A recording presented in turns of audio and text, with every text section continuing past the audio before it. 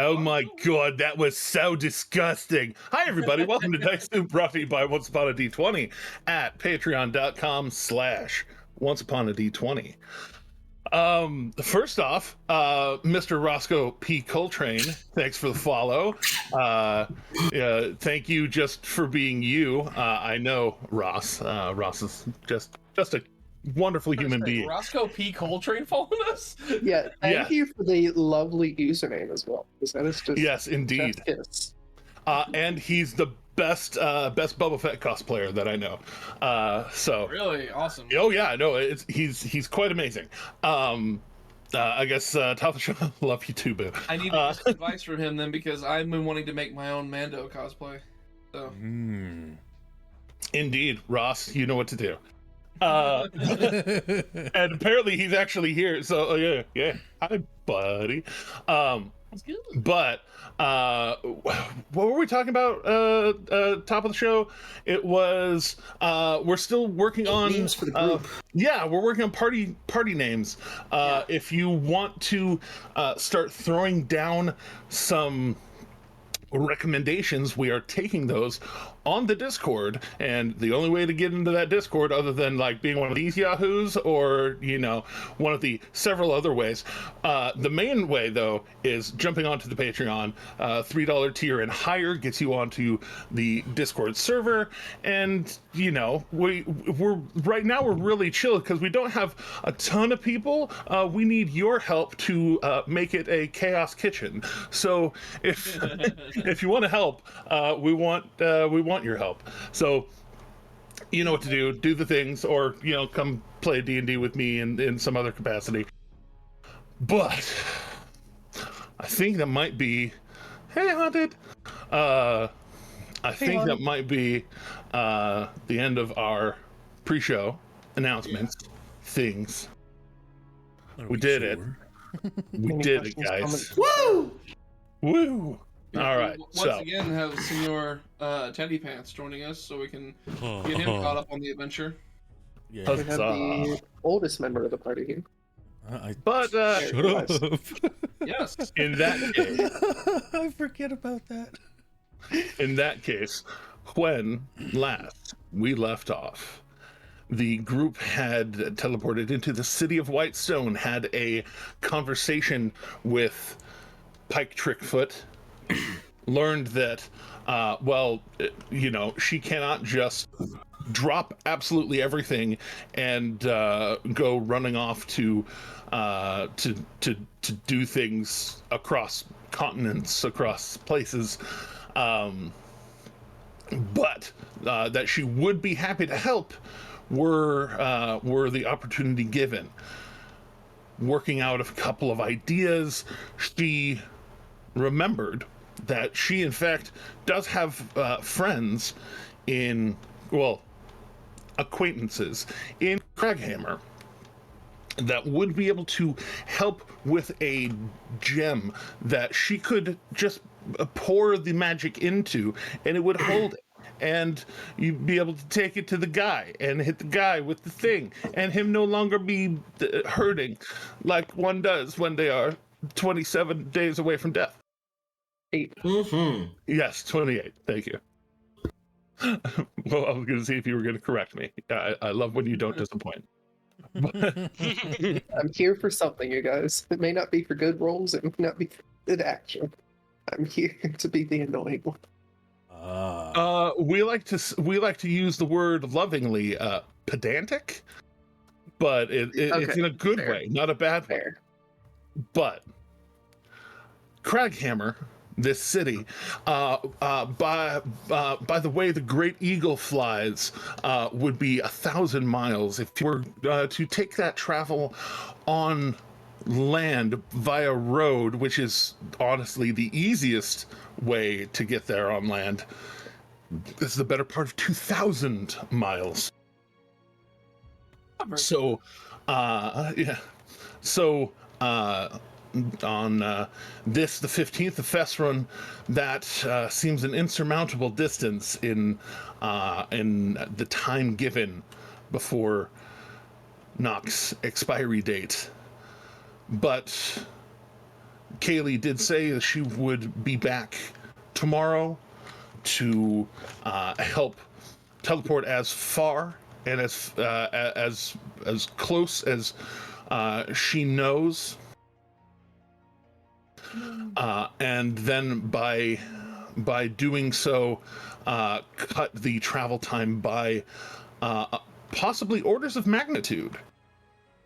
But we'll see exactly how well, how far, how close we might be able to get.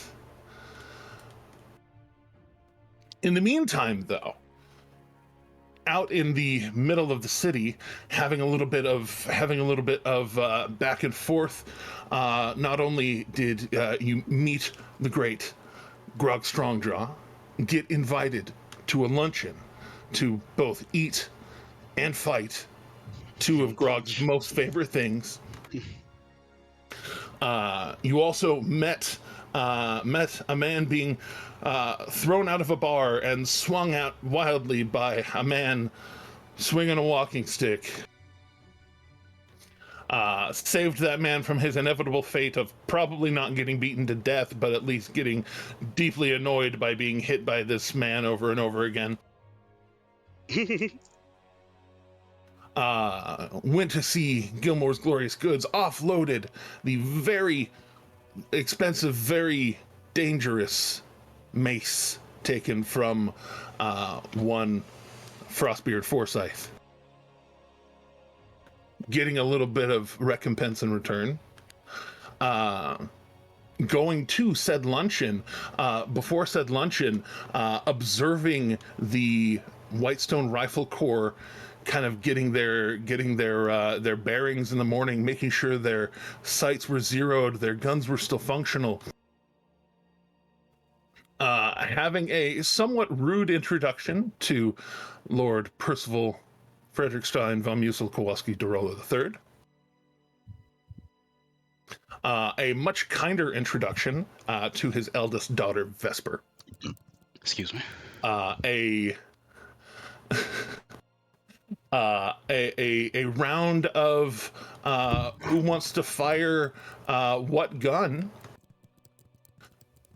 getting pretty good shots off on all of those guns, except for the Slayer. He was a little off target. He was a little high on the target, but he fired the biggest gun.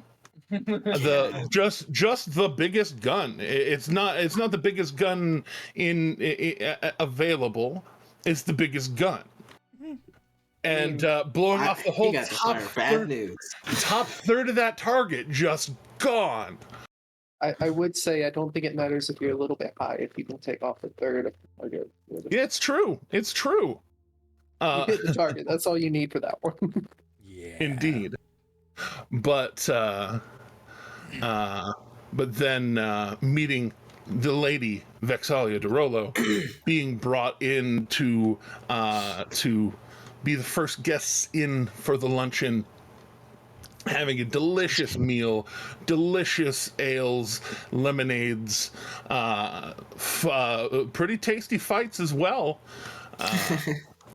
All of us getting to know a little bit above table that Asher can kind of do the bewitched wiggle your nose and all of a sudden magic happens.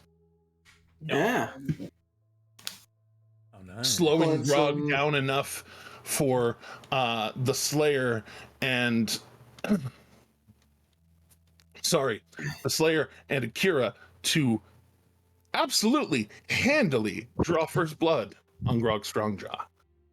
By doing so, winning their match. Unfortunately, for the rest of the people that got invited to the Luncheon of Champions, Grog got beat his first fight. He did not let that happen again. Person after person after person after person had their shit rocked. Indeed. And Grog got to enjoy half of his victory brownie, a 9x13 pan that was just one big, It's a big fudgy, brownie. chocolatey brownie. He divided it with his dagger. Most unfortunate for that pan, that knife was a more tempered and possibly more magical steel than that pan, and that pan became half a pan. Given that half a pan, the Doomslayer took his blade and halved that brownie pan again, sharing it with his fellow victor. The both of you Delicious having, brownies. yeah, the both of you having delicious and still warm, still in the pan brownies. Encouraged to consume them with some of the ice cream provided. Everybody else having the ice cream of defeat. The ice cream. It was very delicious. Ice cream of defeat and sorbet of sorrow. Sorbet of sorrow. Sorbet of the sportsmanship. There you But- go. It's called sorbet of sadness. Yeah, Indeed, that's where I was indeed. gonna go with it. The parfait Sorbet of summertime anticipation. sadness. Don't sue us. That is what sportsmanship is. Sorrow and sadness. Delicious.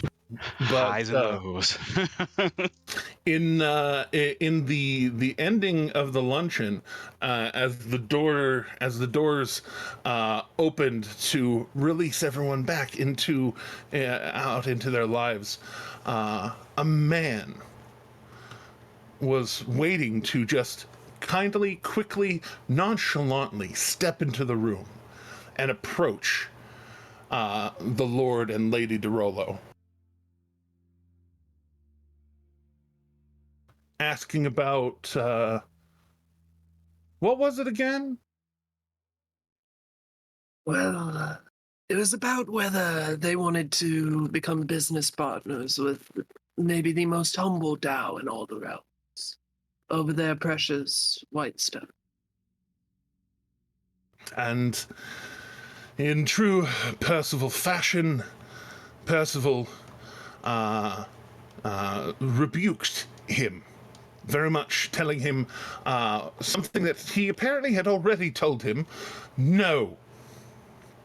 And if he's looking for lucrative contracts to perhaps find his way to Craghammer,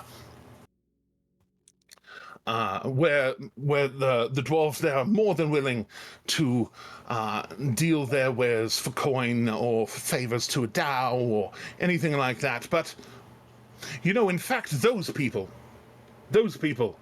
are headed to Craghammer. Maybe you can find your way with them.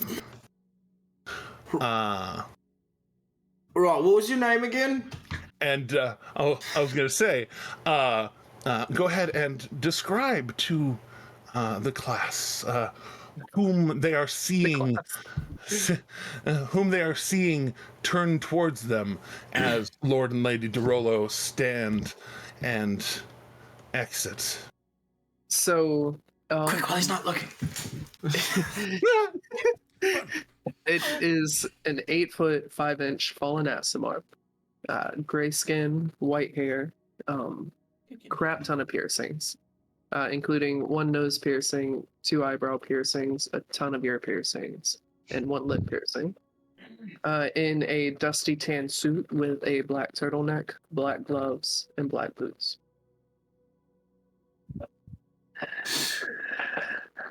Not often I have to look up to someone. The name's Kavana. Kavana Maivia. I want to be mightier.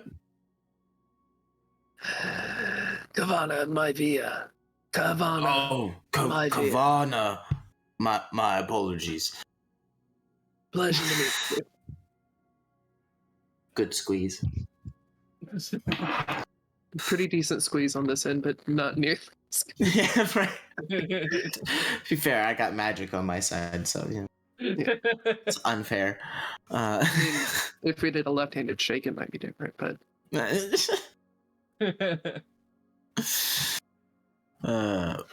well, It's not often I don't have to look so far down to meet somebody. yeah, it was. Hello- Great hello there, minds think Banana. alike, actually. what was that, Jeremy? Hello there, Banana. Hello, sir. Grog. I'll let you slide. You're fine. Who might the rest of you be? Well, I'm the Doomslayer. Is what you can call me. And this is the rest of my friends here. We're just passing through. Well, Akira met, just waves. Doomslayer. Hello. Who might you be? What's your name? My name is Akira. How are you? It's a pleasure to meet you, Akira. I'm well. You? I am doing all right. Looking at the others, I don't really care who. Oh, Valineth, I didn't see you there. When did you get here?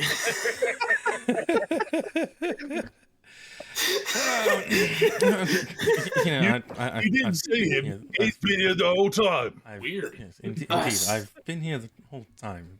He's so quiet. I'm sorry. I'm kind of, new to you guys' whole group, and a lot's changed in all this time, so I kind of am just watching things happen.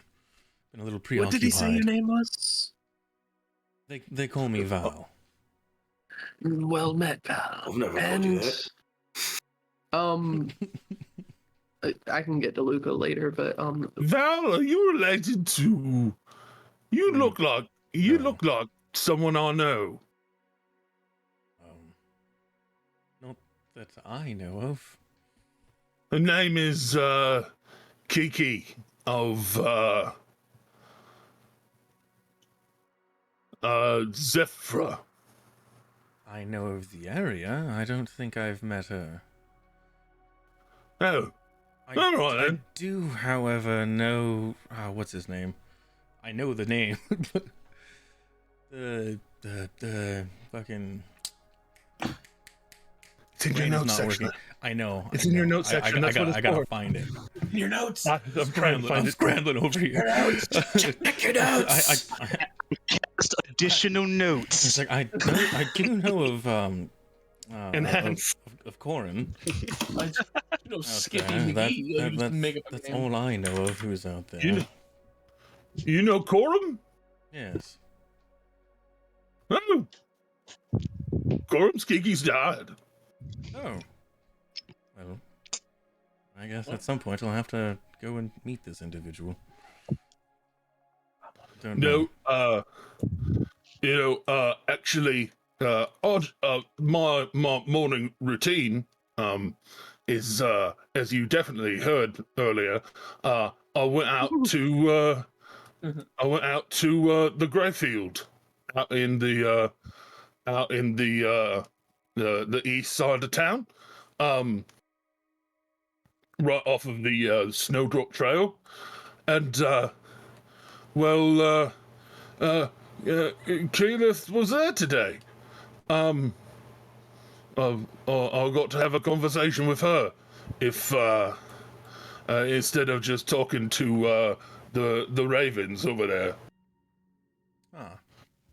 So if you have a if you know Cora, maybe you could reminisce or something. Maybe another time though.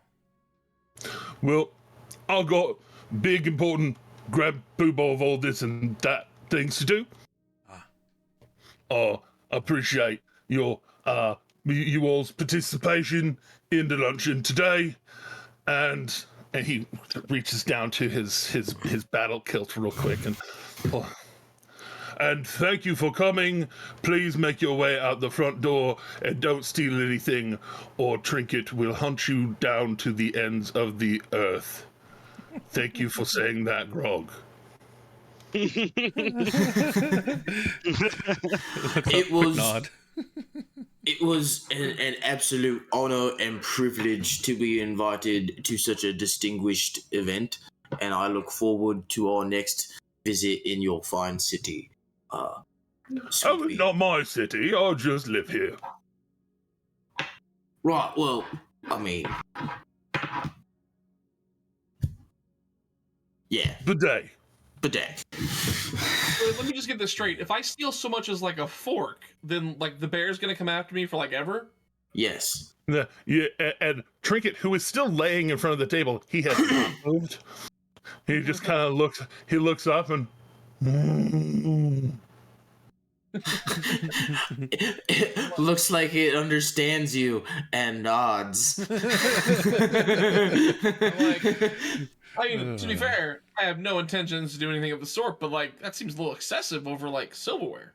Just saying, you know. Well, silver's worth a lot of money to some people. Do they look poor to you? Well, no. Especially if it is actually silver. But you do. And Grog is already walking off. Asher is going to hear in his head, "Don't steal a single thing." No, I'm not gonna. Like, I'm going to say goodbye to Trinket, by the way. Never know which one of you is talking to me. I didn't. It says, I'm not planning on stealing anything. I wasn't going to. I'm just saying, like, it's pretty excessive. Like, I take a plate, and then bear chases me to ends of earth. Little excessive. That's all I'm saying. Well, just don't do it. Bidet, Lord Trinket, and sorry, I'm trying to keep a straight face when I can. It's great. Bidet, Lord Trinket, and should your yoggins ever need any training or some adventuring of their own, so that they can be like old pops, feel free to have Grog or whoever reach out to me. I'm gonna lean over to Valina. He looks down towards the little Charlie bear that right now is just like flopped over and just has meat juice all over its like face and chest. Trinket kind of looks down. And little Charlie bear just kind of looks up from the just splayed out. Trinket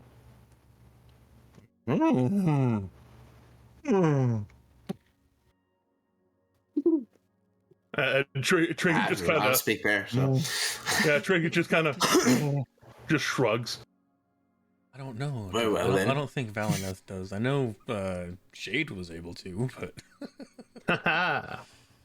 right. But I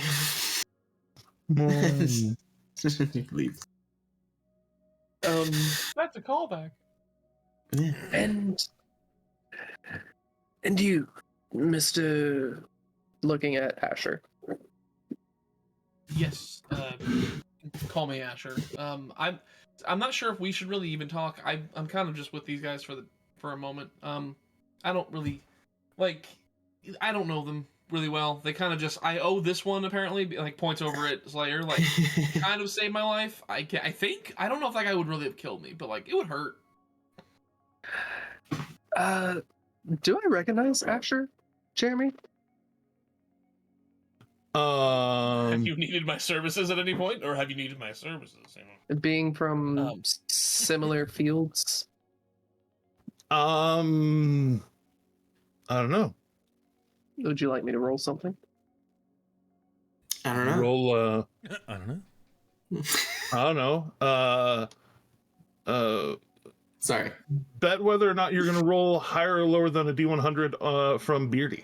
So, like, if you wanted to roll to see if you actually knew Percy, would it be better to roll high or to roll low? What? It's just if you want to roll higher or lower. De-inspiration on you, de-inspiration on your cow. Sorry, I said to roll low. That was the joke. Perfect. I know. Perfect. There were some people who didn't. I'm gonna bet lower than Bearded for my roll. We'll be rolling 100. D100. All right, D100. I'm bad at this whole rolling thing. Rolling a hundo. See who knows who. That'd be a solid 90. Well, you got to roll lower than a 90. You have good chances to roll lower than me at this point. Well, I don't know if it cast over, but I think I also rolled a 90. No, I rolled a 93. I do not know him. Oh my gosh! You did roll a 93. I'm looking at it right now. Oh, that's great. I love that. I love that. It's meant to you. be. No, y'all have not crossed paths. Never in Okay. your life. Never, ever, ever. Y'all have run love that. similar circles, but never really, never met. I love that. I don't so spend much. enough time on the material plane to interact with him much. Fair enough. Yeah, pretty much. Racist. Did you say racist? Okay, I'm not the only one. Every time you've said priceless today, Teddy, I've heard racist. I'm not gonna lie. No, it's been priceless every time. I know. I did know, not because hear you say that. that. I know you say priceless, so I've been pretty sure that's what you've been saying. But it has sounded like racist every time. That's Material priceless. plane, what does that have to do? I was like, how is Kabbalah? Oh, that's great. That's great.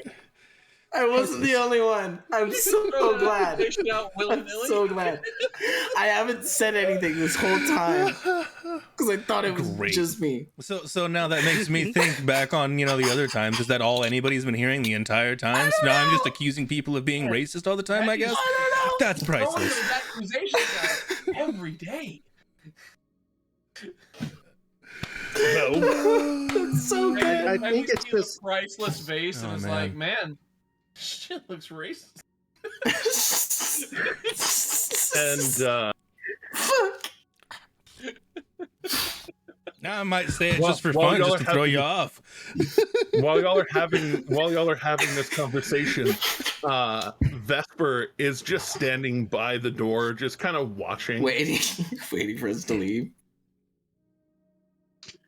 Akira Everybody gets actually quiet all of will, a sudden. Hey, Vesper. Akira actually will leave. Akira will make their way out because they have things they want to do in town before we leave. Vesper. So. Do you think Yes, I sir. could get a look at those rifles again? I believe the point was to give you a taste, but not too heavy of a taste. That's fair. That's fair. All right then. But hey, I walk out. A good day to you as well. And I need to discuss terms of contract with a lot of you. Forget. Oh, yeah, come along. To Crackhammer. Yeah, come along. We'll talk business elsewhere. Slayer, you can talk the business. I trust you'll do well in whatever negotiation this is. Yeah, I I'm have good at contracts. I've got a few Lucas personal errands here. to run. Lucas. Yay! I'm gonna run a couple errands. And Akira will hug Luca now that he's here and make off for town. Hi, bye. Hi, bye. I mean, you've been there the whole time, technically. Of course. Of course I have. Yes, the whole time. The whole time. Which I But did yeah, the whole time. yeah, Akira gives Luca a hug and kiss and says, I have to take care of a couple things. Bye. And then runs off. Good luck. So, Well, do you all have any other needs before you get back to your lives and I get back to mine? did you happen to know the location of any good herbs for crafting potions to resist poisons? Or know of someone who does? As far as herbs go, there are actually. It depends on if you want to gather them yourself. The Potchwood is rife with herbs and mosses and things to help counteract those things, but you have to be somewhat proficient in knowing which ones counter poisons and which ones are just nourishing. I think I can Right, manage that right. one. And knowing the poisons as well. Well, indeed. Counteracting general poison versus very specific poisons versus accidentally poisoning yourself. Yeah. Well, how are you supposed to Well, learn if you excellent. don't try them? Don't get near Indeed. mistletoe, I can say that. But Naturally. other than that, there is a... I do have a +8 in nature, actually. Just With Grog was kind of stumbling over it a bit, but Lady Keyleth is, when she's in town, she is among the best sort of people to ask about herbs. She's usually here just to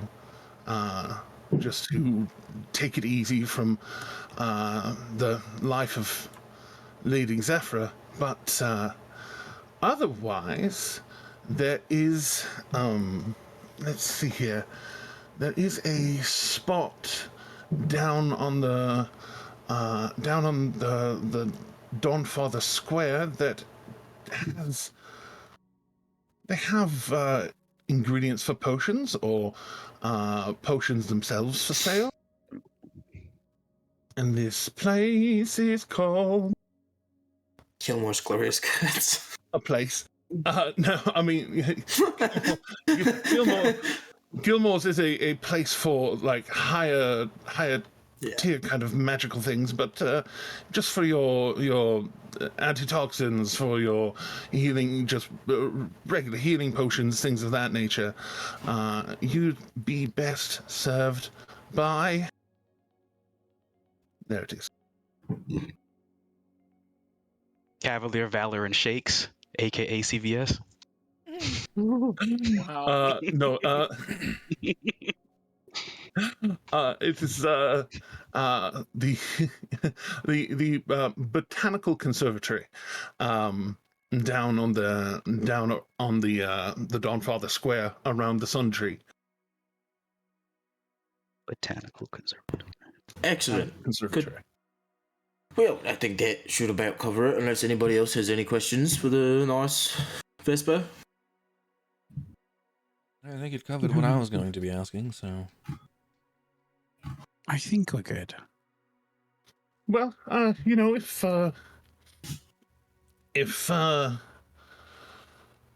you'll see,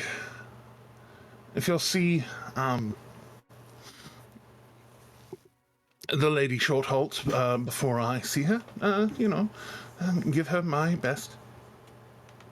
Always. Of course. And she Today. escort you're kind of having this conversation, escorting out to the front door. But hey, good day. Good day to all of you. And you are released out into the midday. And as soon as we get outside, Asher's just kind of like, okay, I feel like I can finally breathe again. I hate being in rich people's houses. It feels weird. I mean, it's just another house.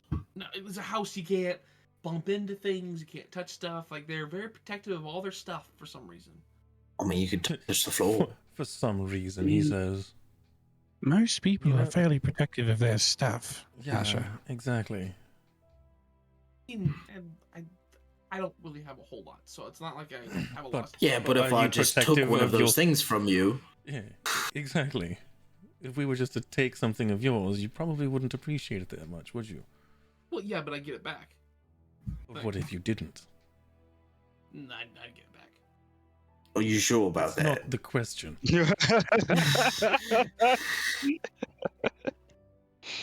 Just say, I get it back. There's a lot of confidence behind that response. It's a whole lot of confidence behind that. Awful lot. I like the amount of confidence you have, Asher. You'll fit in us. Fit in us? Yeah, you'll fit in us nicely. I mean... Damn. I'm sure that's exactly what I've had a bit to drink. You know what I mean.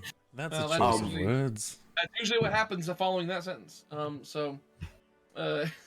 But yeah, you'll fit in with us nicely, Asher, especially since we're all going to Craghammer. There's plenty of time to bond together and get to know each other better, and you to repay me for saving you from getting harassed by that old Yeah, man. by the way, what's the price on that? By the way, because like I'll let you know. Yeah. Uh, I'm gonna like bend way down to Asher. I'm gonna say, this doesn't sound like a good deal for you, friend. no, yeah, no, I'm aware. I figured this one out. But also, shall we discuss terms of getting me to Craghammer? Yeah. Let's go talk about it over a drink. You lot drinking? Like strong drinks? I love drinking. I like to have at Sure you least know where a this is fully going. covered bar with me at all times. So, before you all go to do that, I actually might split off and go and try and hunt down some of these herbs. All right. Well, I mean, do be careful. I've heard that the Parchwood is obviously, like she said, rife with the herbs. It's also rife with the creatures, and the nasties. So, do be careful. Yeah, I'll just have to be careful about it. We'll see what happens. Yeah. If he does die, however, you guys all get more money. Well, yeah, but like, I mean, I'm pretty confident in him. Like, he's. Plus, I mean, we can Just maybe. being pragmatic. Just being pragmatic. We've brought dead friends back before. We could maybe do it again. I mean, I'm not gonna say it's 100% for sure. Put a reverse on that. What was that? He's What was not that part you lying. just said? What? That I'm really confident in Valineth. It was after that. That That the woods that we are brought rife dead with... friends back. Yeah, no. that part. Can we focus on the first half? Dead friends. Yeah, they're not dead anymore. Brought them back. Obviously. Focus on the plural part of that sentence. There's more than one. Asher, you Has don't there been have more dead than one, friends? or has it just been Adkis? I mean, Who's died? technically, Knock wasn't. He was brain dead. I think it's only I just mean, really Brain Dead only is one best individual. dead. But I think Yeah, he's just saying only if one you guy know... actually like died. Just if- The if- other one just like. Coin for you. Can I just like pay you in money? Could I instead of time and being near your body? Can I make that just money? Near your body? I don't know if you would have enough to pay him. I can get some. Like I can make it happen. I have. Isn't that what got you into this mess in the first place? Listen. Maybe Good I just point. did that into Good a- point. friends alive longer. I don't know. Good point. Look, if you the risk of dying is like 1 in how many of us are there? 8 of us. I mean, You've lost full count. party, like, Okay, full let's party, focus like on the fact 10. that you've lost. You gotta pay attention to when I change my voice. Okay, if I'm talking like this, I'm talking above table. Yeah, there's a difference. If When I I'm have a talking like voice... this, Asher, there's not much difference between Bearded and Asher. No, so- there isn't. No, I mean, That's the crazy. chances of dying are very, very low. I mean, we're all pretty capable of like restoring each other magically. So we look out for each other. You'll be all right, and you're safer with us on the road to Craghammer than you would be by yourself. Promise. You know, I'm really starting to doubt that. But you know what? I have no other choice right now because, quite frankly, I need a traveling party. So, And plus, we're gonna get like magically teleported a good majority of the distance, so like you can't really that's beat true. that. That is a good factor, actually. I need to get there Yeah. faster. And soon, I'll figure out how to do this as well. It would be very appreciative, Valineth, but the potions thing is huge right now. Oh yes, I understand that. So I'll be back, and he's just going to wild shape into. Let's see here. What do I have on my list? And Kind as of you simple, just like, for speed and distance. Nothing really. So crazy many there. animals. I do. Have So many animals. Like a Just shapeshifts into a giant eagle and flies off. as I see you shapeshifting, I just like, and as you run away or whatever, I'm just like, can you get like, I don't know what you're making, but can you get like 50 health potions just for me, exclusively for me? If you're that worried here, and I detach a potion from my like bandolier of potions and hand you. Awesome. Is it like what level of potion? It's just a healing potion. Standard. Yeah. Okay. I'm just gonna end I'm up. totally adding that to my inventory. So. Like, I'll end up just being like a regular eagle. Get some speed. Don't need to be anything crazy, just to get out there. You did the All right, dolphin thing, eagling you up, did eagling dive. out. And then also, You, while gathering the herbs and things, that's why I also have one more wild shape available. If things start to hit the fan and whatnot, I'm just wild shaping again to get the hell out of there. And then as you hand me that potion, you watch as I take that full potion and I open my vest and I slip it into the pocket. Pat it down. Smart man. Make sure it's there. The pocket smooths out. It gets dropped in and then smooths out. You might want to watch out putting that. Oh, that's neat. I was gonna say you might not want that right in a chest pocket because if you get hit there, it would smash it. But that's like No, I'm ready for that. Heal or like would you even Okay. get wounds from that? So what? That's a great question. I don't know. Wouldn't it be Would it like- heal you better because it's getting right into your bloodstream? It could. Well, it's not in me. Like I didn't. No, we're talking about if you were to get punched with it in like a chest pocket and it broke. No, actually, what are the logistics? Would of it heal you? Potion into you? Yeah. Yeah. Like, would that heal you more because it's right into the bloodstream, or would it hurt? Go through your digestive tract to like. So Valineth, as you fly off into the Parchwood, as a small bird of prey, but a bird of prey nonetheless. Go ahead and let's boil this down into 3 survival checks. You said small bird of prey, but a bird of prey nonetheless. All I could think of was just like you're fluffing it up, and he just turned into a canary. Just like. He actually has giant canary on his list. I'm just saying. Oh wow. Wait.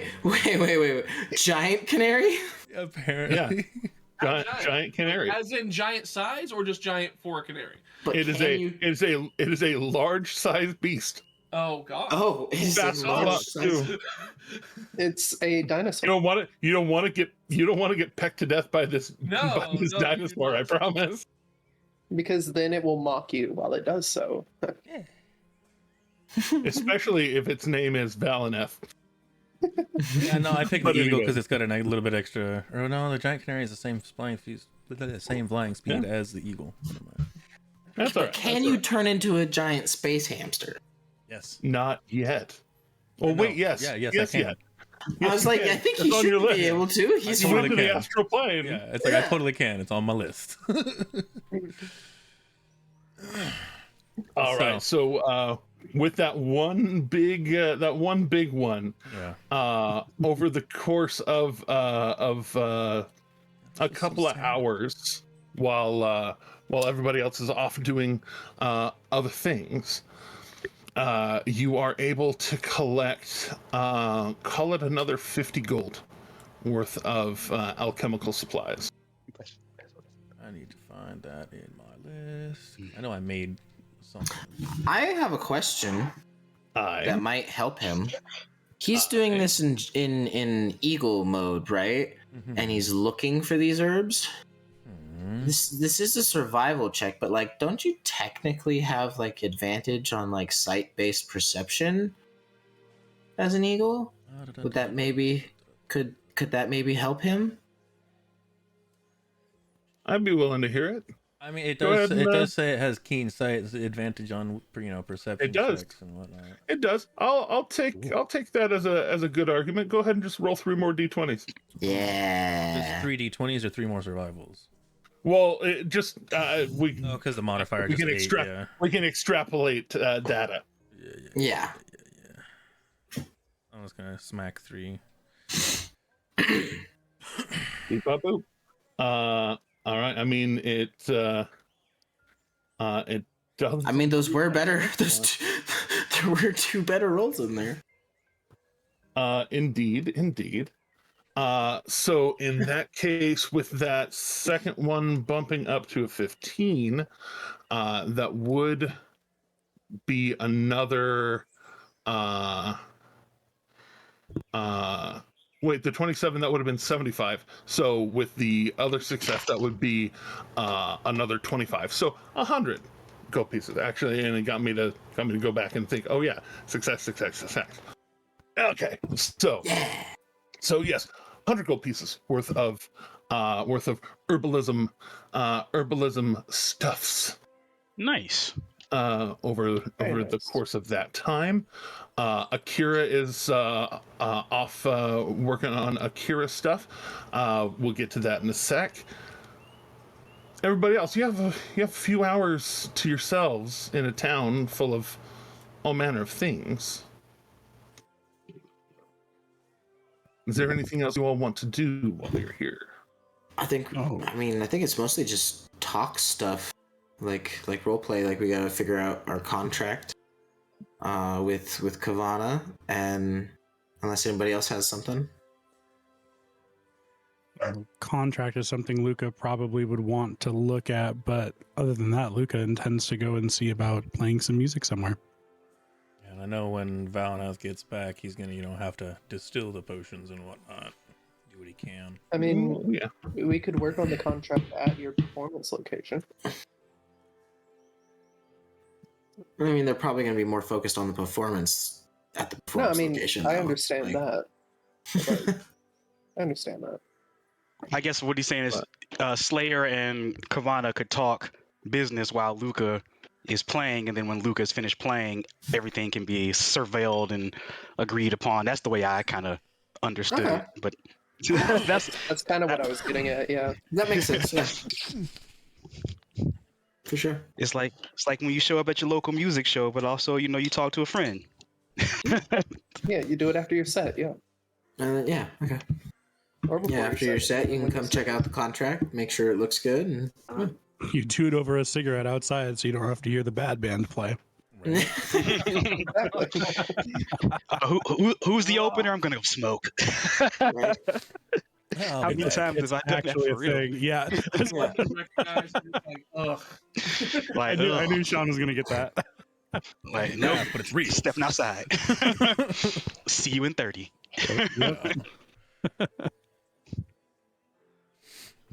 All right, so let's find a good place for you to play some music, Luca. As y'all head down the way. Now here in the afternoon, hearing the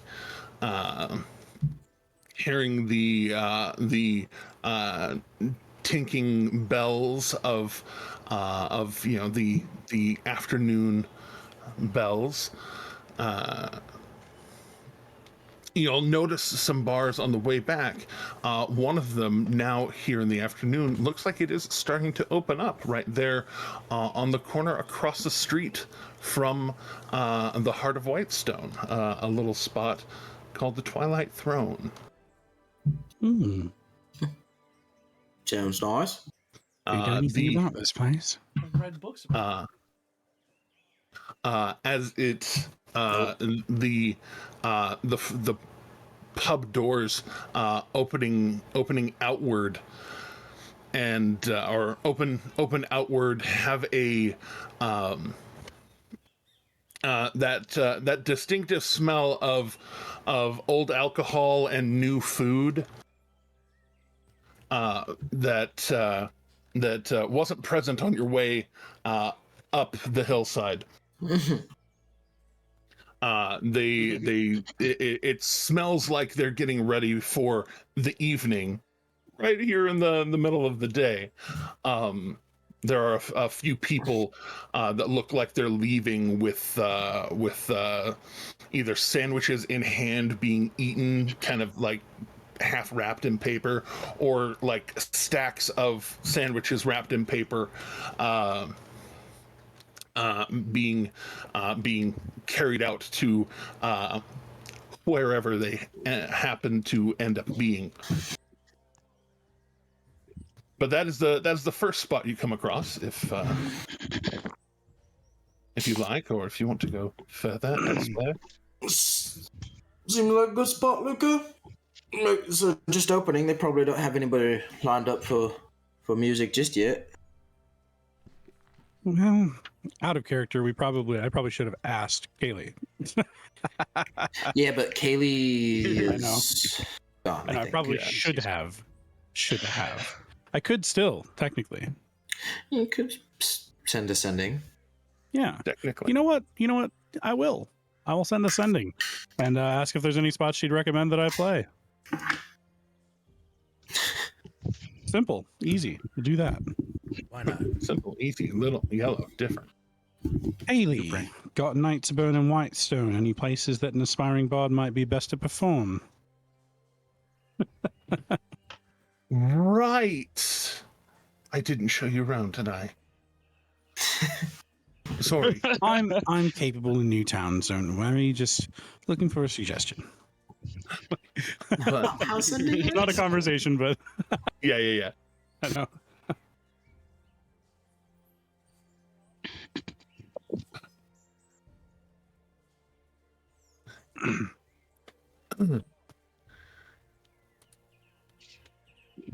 If wanting Grinner territory, try the Phoenix. Otherwise, Twilight Throne,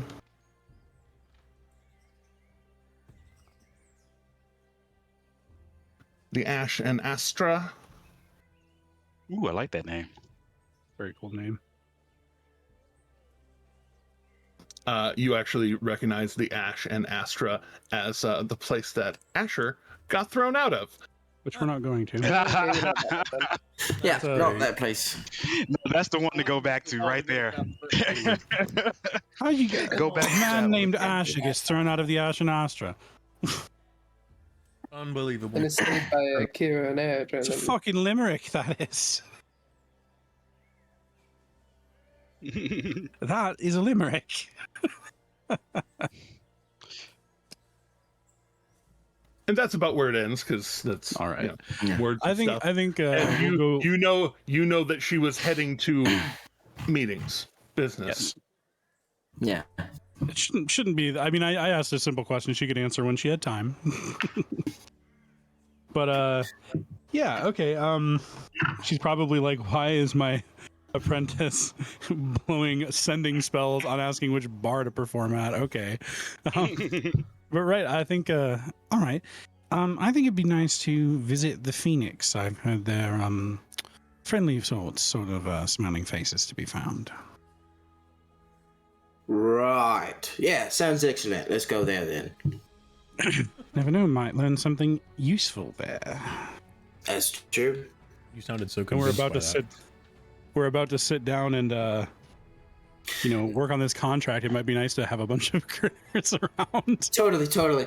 No, that wasn't supposed to sound skeptical. That was supposed to Oh, no, I sound know. like he was thinking. Because, like, he is smart, but it's still, like, that's still two dots that he's working on connecting more frequently.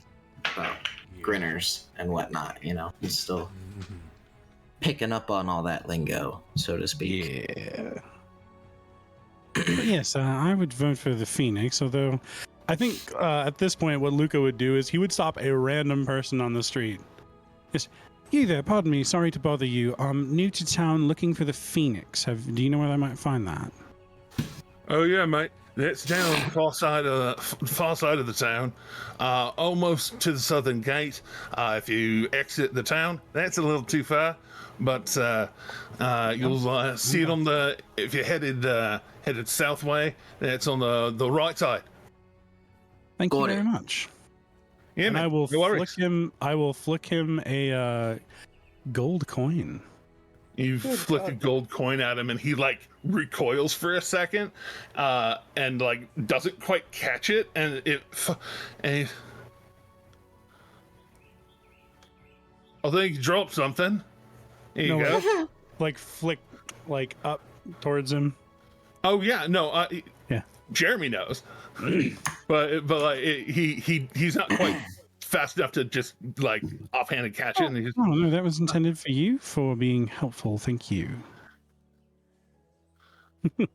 it's a lot fucking dosh, man. You're welcome. He'll just start walking in that direction. And he like you see him like bite it and like. Doomslayer's like making signs behind Luca's back, like uppity, you know, like noble. Oh my god! Pointing at Luca. but like he's actually not like catches the first part of it and then just looking at it like bites it like $20.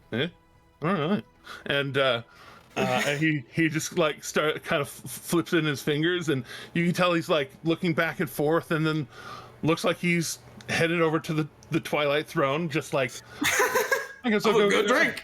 I'm gonna go get some food. Go get some drink. Yeah, have a good day with that. Kavana's just muttering to himself, I don't know if I can afford that one. Oh God, what have I done? And as y'all take your make your way downtown, as it were, walking fast. Yeah. Faces pass. I'm a seagull. Go fuck yourself. Diddly diddly do. Dude, literally, I have that button on my soundboard. Don't make me hit it. Hit it. We can't. I can't. Can we actually hit that? I think we'd get in trouble. Yeah, that may be copyright. I don't know. It's Jacksepticeye singing no, it. it's the parody one. It's the Jacksepticeye. Like I could get away with it probably. Diddly-diddly-do. But making my way downtown, walking fast. I'm a seagull. Go fuck yourself. Perfect. Thank you. I couldn't help it. Everybody seemed like they were waiting for it. Thank so yeah, I was, and you did it. I didn't know what to expect. Indeed, but Akira, as you head off into the heart of Whitestone, also hearing the chiming bells of not an hour, one of the quarter hours of the afternoon. Mm-hmm. What are you off looking for? Tattoo shop and tailor. Tattoo shop and tailor. Who's Taylor? So, heading into the square in the heart of Whitestone, it is a, like I said before, even in the morning it was lively. It was people starting the day of hawking their wares and doing all sorts of things, and there are in fact seemingly like people doing things with food, making like little statues of food and using sticks and that, just odd little statues or animal shapes or what have you, just to do something fun, cakes and things. There's the musicians on either side of the courtyard, a few queued up at a time, just like waiting their turn, having fun. Everybody's trying to have a good time at very least. And you do in fact you see a couple of clothiers, a few of them a little more mask presenting clothing, like nicely tailored suits and coats and those kind of things, ties and all that. A few of the more femme presenting, the longer, flowier, a little bit looser kind of clothing. You do in fact see a couple of people giving tattoos or sitting at stands with bits of art. Some of them a little more blocky and geometric. Very purposeful lines. A few of them a little more free flowing, nicer. more artistic pieces. There are a few people around that have freshly tattooed like biceps and chest pieces and things. Okay. It looks like it like you can tell they're fresh mostly because they're talking to their friends about it very openly. Like, look what I just got, and it looks like you've seen some fresh tattoos be given, and there being a little bit of redness and what have you. Course. It seems that at least the one that did this very kind of like this almost photorealistic flower over the heart of somebody, that one is actually healed over completely. Like it's freshly made, it's popping like it's a absolutely fresh tattoo, but whomever did it healed it over so that it wasn't red, didn't need to be bandaged. It's ready to show off. Akira is going to approach that person cautiously, but not not in a creepy way, I guess is what I'm trying to say. They're just kind of like, hey, can I ask you about your ink? Oh yeah, this is Star Lily. It's reminds me of my mom, and if I flex it like this, it looks like it's kind of blooming a little bit. Ah, I see. Impressive. Where did you get it? Oh, there's a nice dude named Throm right down yonder way, and he's just one of them cat people, tabaxi people. Ah, I am quite familiar. I have a tabaxi friend. He uses his nails and like little tattoo needle kind of things. And you said he's just down the way? Yeah, down by that guy playing the harp, right over there. Got it. You'll see it. He's got some really cool designs around his little station there, and you make sure that everything's nice. Some he doesn't advertise to everybody, but and he shows a couple of like barbed wire circlet tattoos on his right forearm. Mm-hmm. Something doesn't advertise to everybody, but I'll tell you, if you want some like magical tattoos, just in case you're out in the forest or something, and you're worried about getting attacked, because like I go out and I hunt sometimes, but sometimes I get snuck up on by I've gotten attacked by a wolf before, and he gesture like opens his hand up and shows kind of like a wolf bite on the side of the hand. I've been attacked by a wolf before, but I don't want to get hit like that anymore before I'm ready to like shank him. Well, I see.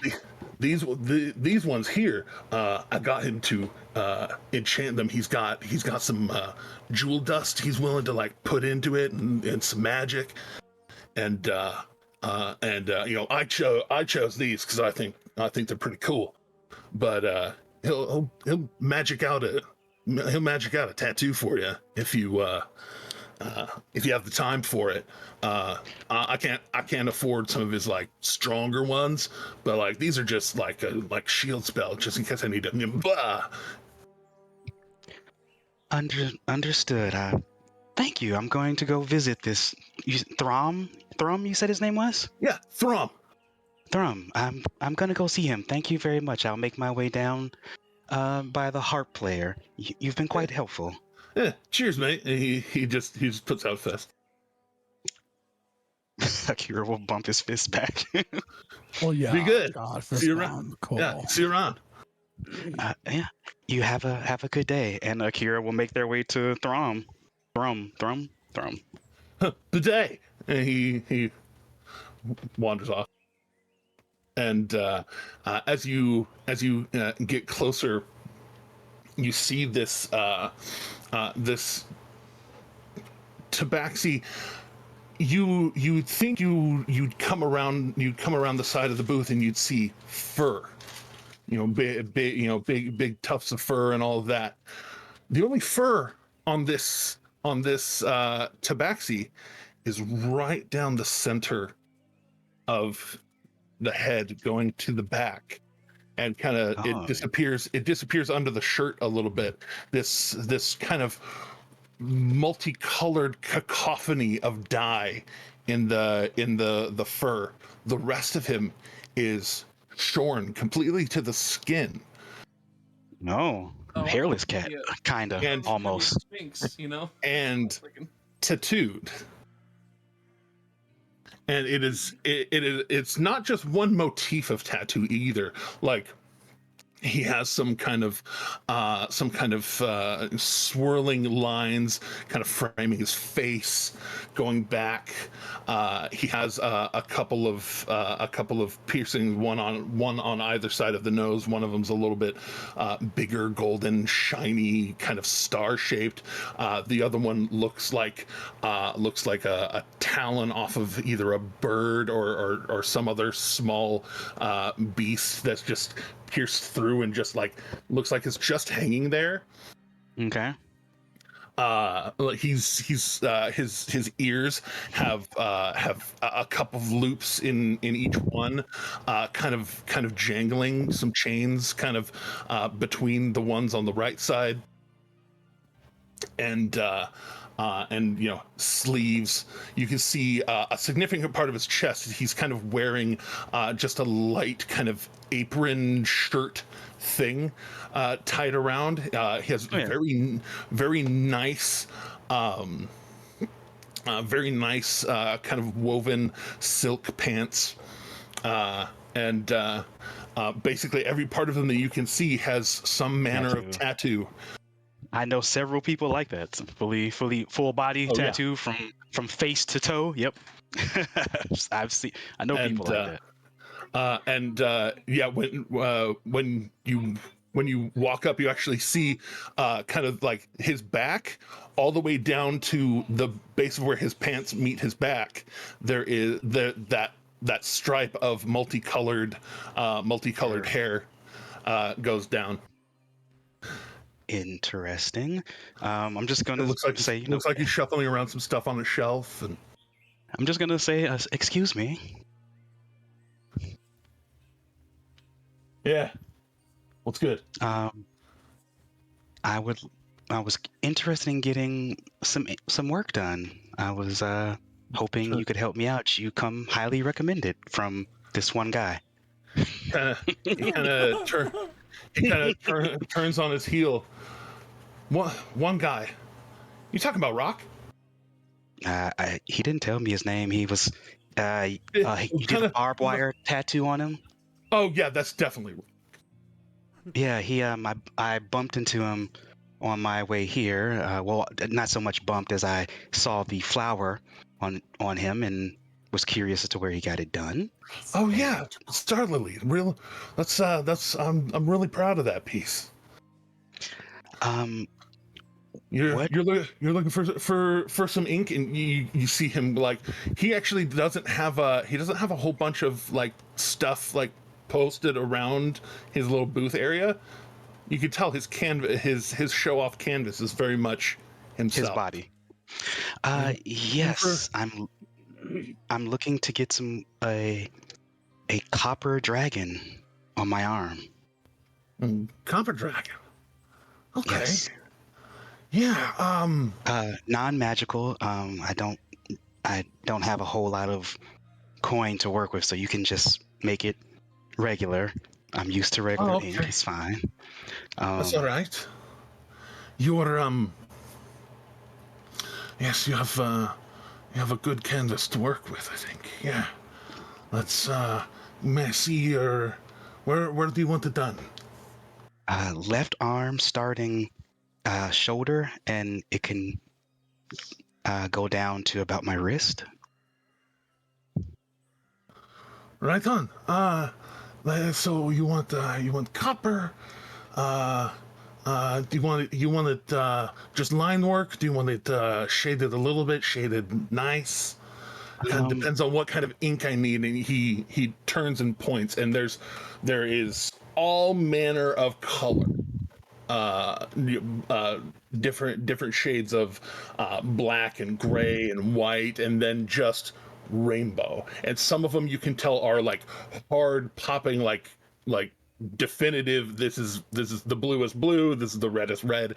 And then there's several vials that look like they are mixes, and then there's Akira, a few things of like jade dust and ruby dust and things just kind of set up there. kind of there.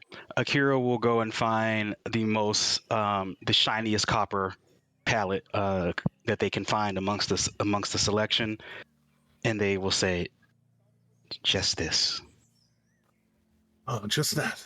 All right. just this." All right. That, and he pulls a black one to do some line work. Mhm. And you said down to the elbow. You know what? Let's go shoulder to elbow. I need my forearm for something else later. So yeah, let's just do shoulder that's to fair. elbow. That's fair. If you ever decide that you want magical tattoos, I have some.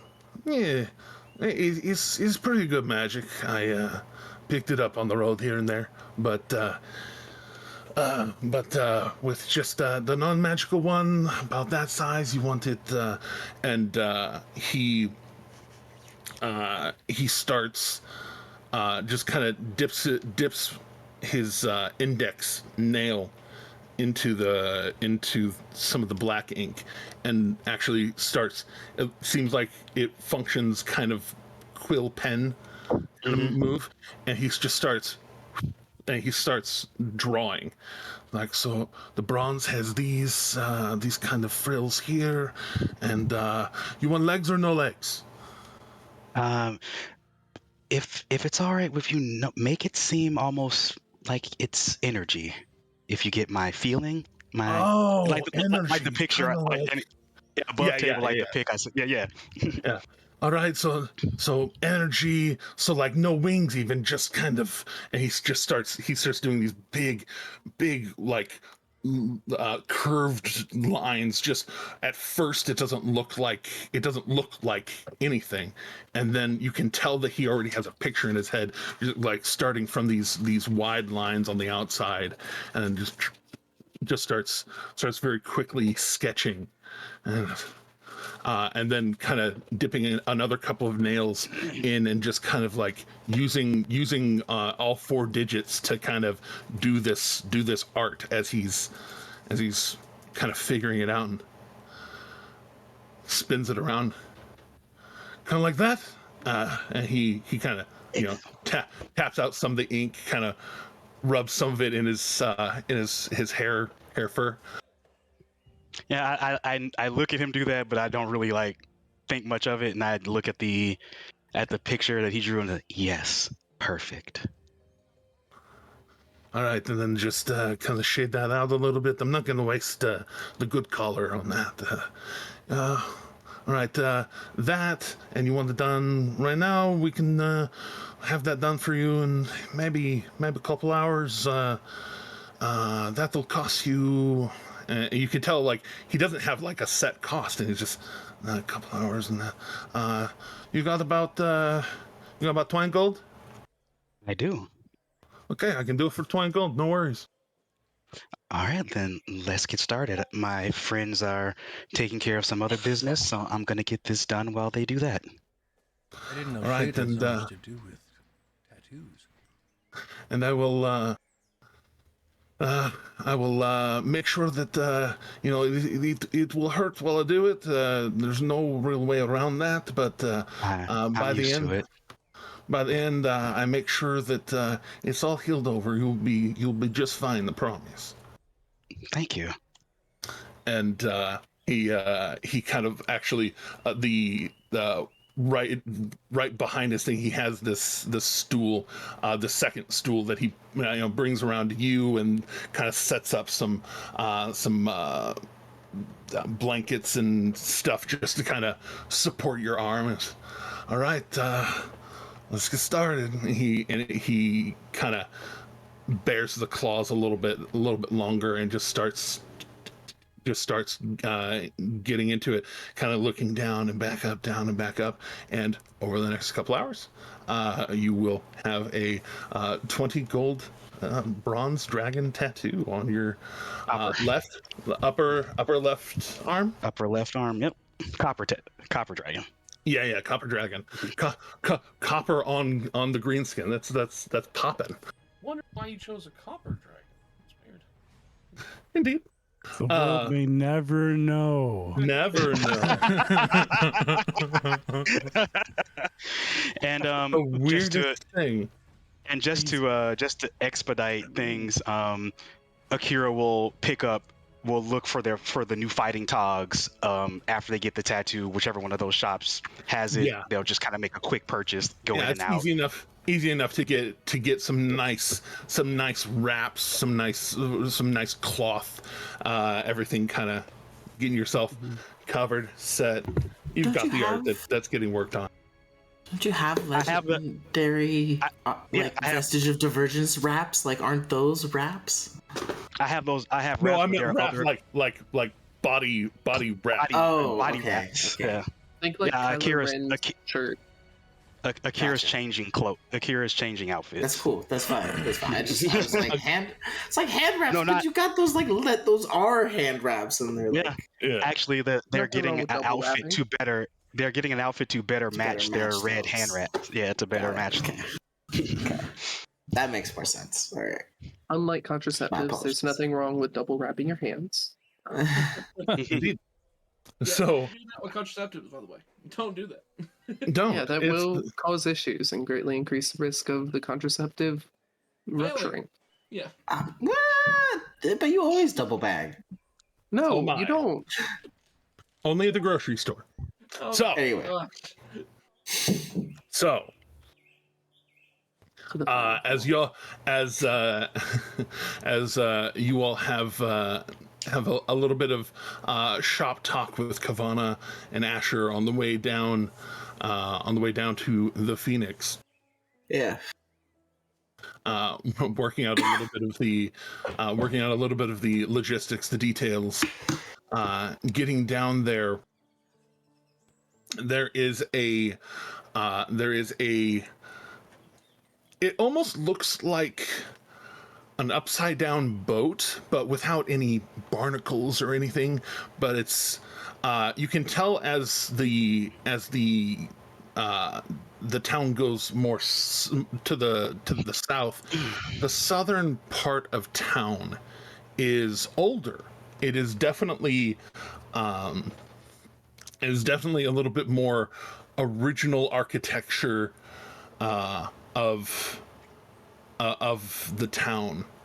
A lot of the wood and stone looks older. Maybe not raggedy, but you can tell the difference between older architecture and newer architecture.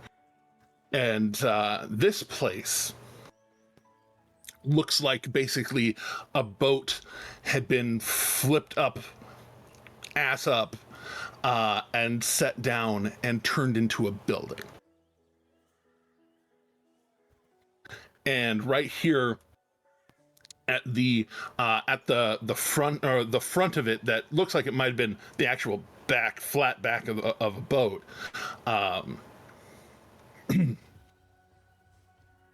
God, my throat's doing weird things today. Not closing, just weird. But right here on the flat front doors are they're closed but able to be opened. That looks like there is a liveliness of the early mid-afternoon of people being in there, perhaps regular day drinker folk in doing their business. And around the front door, there looks to be this kind of like redwood, much newer than most of the rest of the building. This kind of redwood carving of a phoenix bird. It's not super fancy, but it's well enough to show that it's a red, fiery looking bird. Just head off to one side. Looks like it's belching a little bit of fire as well.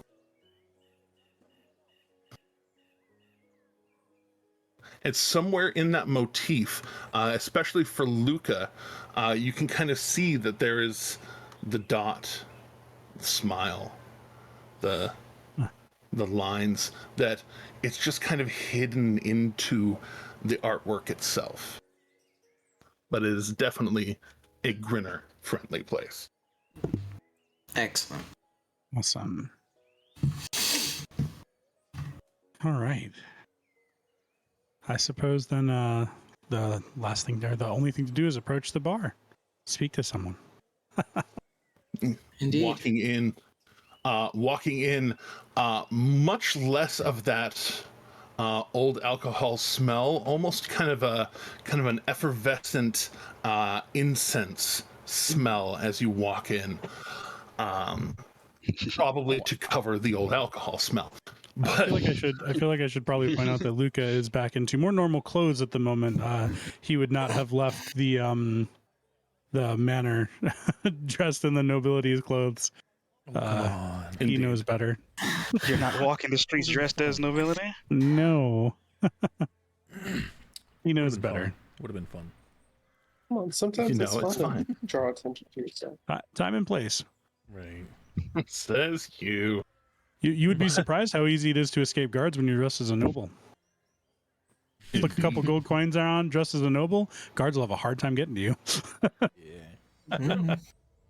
Oddly enough, it's almost like they slow down. Yep. All right, so up to the bar. Yeah. Walking in. Yeah.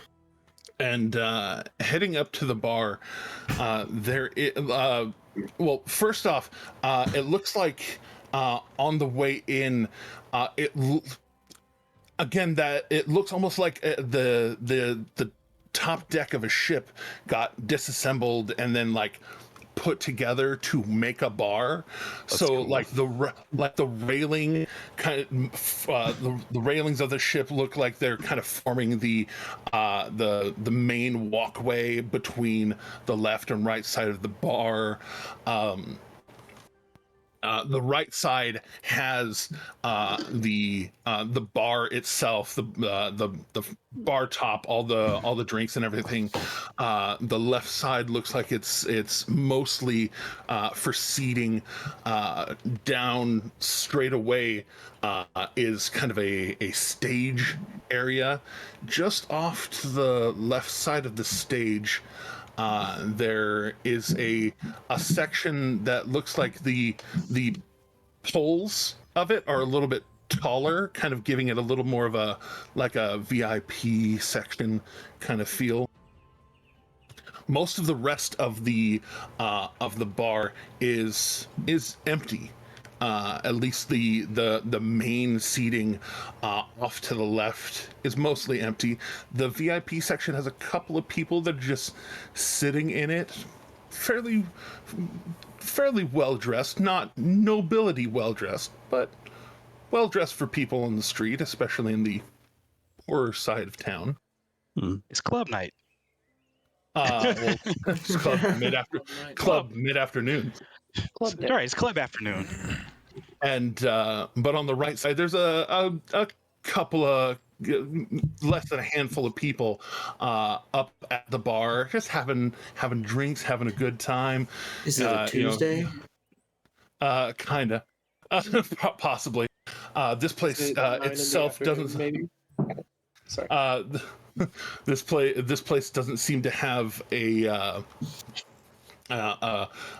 bustling kitchen, at least not at this hour. But walking up, the main guy behind the bar right now is an older human. Looks like he has some kind of sailor tattoos on his arms. Kind of a widow's peak of fully grayed hair, chops that come down, kind of long chops, a little bit longer of a chin that kind of spikes down. Looks like he's like well groomed, but kind of a burly sort of dude, and but also very well well taken care of, well put together, and as y'all all walk up, he's there. Actually, looks like he's stripping down some large pieces of jerky and just slicing through them with a knife, making kind of, prepping strips for either consumption now or maybe consumption later. He was just getting naked. I was like, whoa. Nope. Woo! Not that kind of bar. Not at this hour. Asher likes this bar already. I'm like, hey, this is much better than that other place. But you hear somebody at the bar as he's about to introduce himself. Someone in the bar, Captain, another round, please. And he puts up a 1 second and walks over, grabs a big bottle off of one of the middle shelves, just kind of like one-handed, pops the cork off, has it in his hand, pours another double shot for this guy, pitches it back together. Hi, welcome into the Phoenix. I am Captain Hoisback, Redmond, if you're nasty. What can I do for you? Well, Redmond, Luca is going to reach out his hand. It's a pleasure to meet you, Captain. My name is Luca. Like actually reaching out a hand to shake his hand. Oh yeah, right. Luca, and he reaches out. Kind of he's wearing kind of not super thick gloves, but they're like almost riding gloves. Mm-hmm. And he reaches over, takes a hand. Nice to meet you. It is a bare paw of a man hand. Almost as close as a regular human can get to being Slayer sized. Gotcha. He's like 6'8", like just a big old dude. And I was wondering if you had any musical entertainment slated for tonight at this fine establishment. I mean, we always have somebody or another ready to climb up there. But if you're looking to be some sort of main attraction, we don't have anybody particularly headlining tonight. What's your rates? Let's see, what would be good rates for that? I don't know offhand. I don't know about that, but I do know about hirelings and whatnot, which I was just looking at. Yeah, like have that conversation above board, completely above board. Yeah, I think I need to figure that out because I don't actually know out of character. Yeah. Well, you know that that one place that you went before. When you offered to do it for like a gold plus tips, he jumped on that. Yeah. Real hard, real fast. Oh yeah, for sure. But also that was the soot swallow. I remember now. Yes. But also they usually do make quite a bit of money. And Luca also, being in Whitestone right now, he was trained by Kaylee Shortman. So like he does have some level of prestige. So I mean, above table, I would say what would be the equivalent to $500 a night, because that would be for an artist of Luca's caliber. If I was a promoter at negotiations would start at $500 and go from there. Just knowing what I know from the music scene in my city. Right. So I would just say that'd be like 10 gold. Yeah, I would say 10 to 15 gold should be where you should never accept less than 10 to 15 gold per performance. All right. For a half hour of music. If they want another half hour, it's actually 20 gold. Okay. So to start off then, Luca's going to start at 15 then. So usually I start at about 15 plus tips gold. Ooh. Mind if I what manner of performance is it? And Luca is going to You kind of can tell like as y'all are starting into this, like he actually like starts slipping off the gloves. Well worn hydration? man underneath. Hail hydration. I was wondering how long that'd take. And I did it when you put it out, Tim. I just didn't want to interrupt. I know. I saw you. Same thing with me, yeah.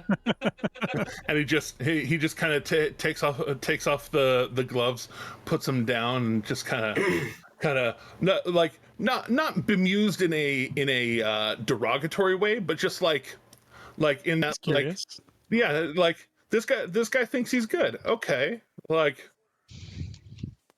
what do you put on?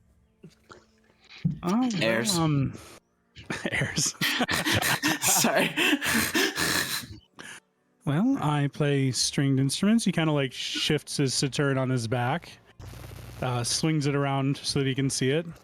Play stringed instruments. I have some enchanted drums that I can add in, and I also sing. And I'm also trained in several of the popular songs. Mind if I ask to hear one? Oh, absolutely. Would you like to hear something from a little farther away? Perhaps something from Nicodranas? Absolutely. I'm willing to hear anything from all over. We've had all kinds pop through. All right. Here's hoping that I don't totally bomb this roll, but Luca will actually sit right there at the bar, kind of lean on the bar, and just sing a short song right there. We'll just all right. That. Go ahead and not bad. Throw that performance. 23. Hey, that's pretty good. So as you just kind of pull a bar stool back just to put your knee up on it and rest your sitar on. Just oh no, he fully sits on the bar stool and leans leans against the bar. All right, doing the whole thing. So yep. Getting it good to go, and you start into this kind of jaunty, starting as kind of a march, determined kind of anthem that turns into a little more smooth, waltzy, kind of Nicodranian kind of jam, lower East Coast jam. The Lucidian Ocean is very, the Lucidian Ocean is very East Coast, West Coast, Wildmount versus Tal'Dorei. I was gonna say it's also it's border, if I'm not mistaken, it borders the coast. So Nicodranas is like got a lot of shanty vibes. So I figured that would go well in this place. And shanty and an upside down ship. Indeed. And you can tell like pretty much right away as you're getting into that shanty, his fingers are already tapping along with it, and then getting more and more and more into it. He's just kind of like, there's a point where you've sold him, and he doesn't stop you because he wants you to finish the song. And one thing that I think Luca would do just to kind of like add some spice into that is, I think that at the end where transitioning out of the shanty phase, I'm sure that there is a technique that the Short Halt family may be known for when it comes to music, something that they do, a particular like finishing lick or something that they do transitioning out. And I think I would like Luca to play that on the way out because it shows his pedigree. finishing off with one of those, you know, keeping the beat and all of that with the drum, and then cutting the beat and going into just that and finishing. His eyes kind of get wide, and he's,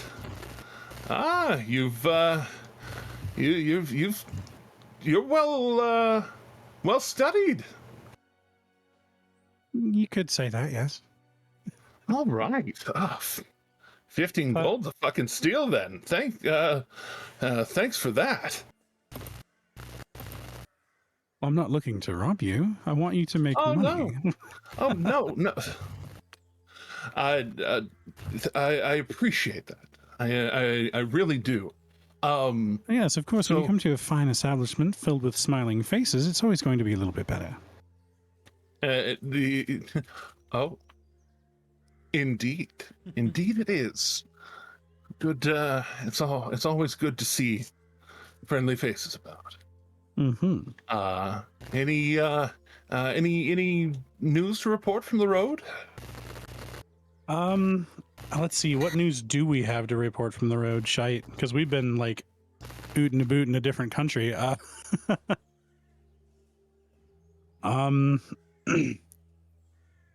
If I can talk to him in a place where it's not so maybe like public, or I don't know. Well, yeah, you know, if we have code phrases, I guess. Hey, if you let's go hammer out the cash payment right over there, and he kind of gestures for you to follow, and Harry, stop. Sorry. No, that's okay. Our cat has been doing very similar. It's actually my cat, I'm pretty sure. Oh, is it your cat? Oh no, you've got the dog. That's right. Anyway, he kind of leads you over to the register area, and as he kind of bends down, gets behind the bar, and starts fiddling with the box, talking kind of low. He's just, is there anything going on that anyone should know about, or are we just passing through for a quick visit? Mostly passing through for a quick visit, although there is some stirring happening in the Dwendalian Empire. We've got seemingly, I wouldn't say rebel factions, they're sort of unsavory. They've been looking into powder weapons. We've seen some evidence of that. And not just trying to steal the designs from Whitestone, they're trying to make their own.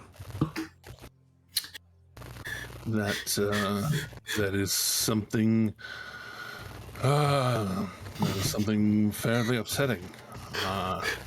Pan over to Doomslayer's brain right now, where he's thinking about making a fucking gun sword.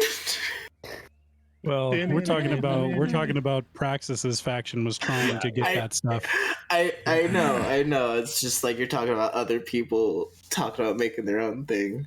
Sorry. Praxis was part of a particular organization. I remember. And I can look it up. The Myriad? The Myriad. The word you're looking for is Myriad. Yeah, so I was I got some information from a member of the Myriad that they're looking into that sort of thing. They seem to be intending to mass produce it, and I don't know which side they intend to sell it to when it happens, but you said the Myriad has an interest. They don't quite have it yet, but they're working on it. The chances of it staying mundane, so to say, is pretty slim. They've gotten quite into the firework making and other sorts of combustibles. It's only a matter of time. And they're actively looking into weaponizing it. Sorry, quick question, just because I did step away. Is this just a two of you conversation? Yeah. Okay, all right. Because I know they. Because I know. Okay, because I was like, I know the three of us like Doomslayer, Asher, and Kavana are at the same bar. I just didn't know if we were in the same room as this conversation. Yeah, they went to the far side of the bar to talk payment and get the payment settled out. I also have a story of a bit of triumph from a fellow Grinner. Oh yeah, tell me about it. And you can tell he's like very slowly. Looks like he's kind of dealing your money in like silver mostly, just to kind of slow it down. Let it take a little while longer. So a fellow Grinner over in Hubbaduke managed to use incredibly powerful magic to completely disassemble a violent cult of Boxel and redistribute their wealth to the entire area. And he like middle of putting down a coin. What kind of powerful magic? Wish spell.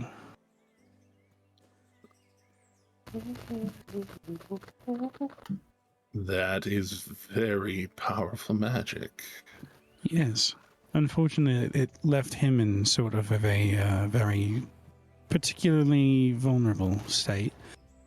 We're not entirely certain if he's going to survive, so I thought maybe it would be good that his story get told. Because this was quite a triumph.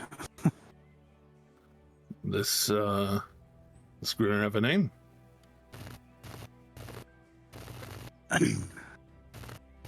He goes by Alec. Alec. We're going to turn that name into something magical. Hey, I'm over here like you start talking about this, and I'm just like, oh, don't cry, okay, don't cry.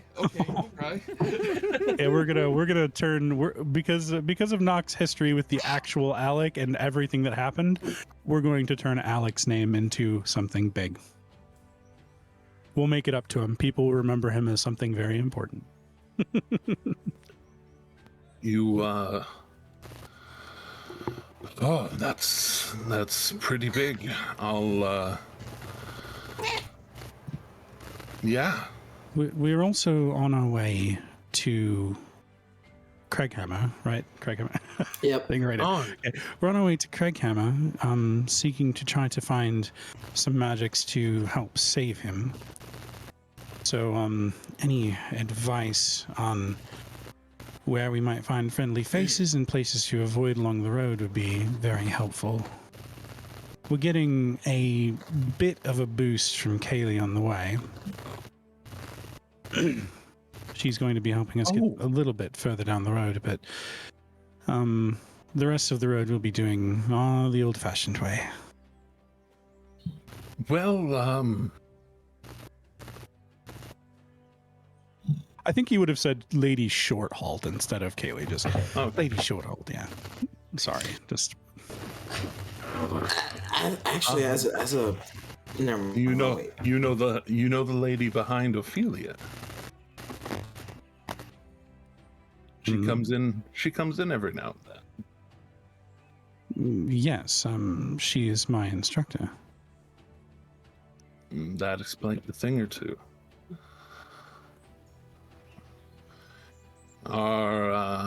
After you go to Craighammer, are you planning on passing back through, or do you have points beyond to head to? I'm not sure. Passing back through. Are we planning on passing back through? Yeah, because we have to come back to Pike after we get the spell gem. Yeah. Yes, we have a stop to make back here once we've finished our business there. So we will be passing back through. I can also take some time to look into some things for you that way if you're looking for some news. We have a few people that pass through every now and then, just trading and what have you. But no, you said you were going to go and negotiate some things in Craighammer. That's heavily dwarven populated area. Unfortunately, our dwarf friend, like the friend of dwarves, left the party. Oh no! Well, I was tired of playing the fighter. it's okay. It's okay. Bro, it's okay. I'm just teasing you. No, I know. I'm just messing back. But if I can count on you coming back through, and judging by everything that you know, I might be willing to. And you see him reach for a ring that looks like it has a fat emerald on it. And he goes to slide it off his finger, and it looks like it's been there a while. It's got a tan line. He slides it off and puts it among the silver on the desk.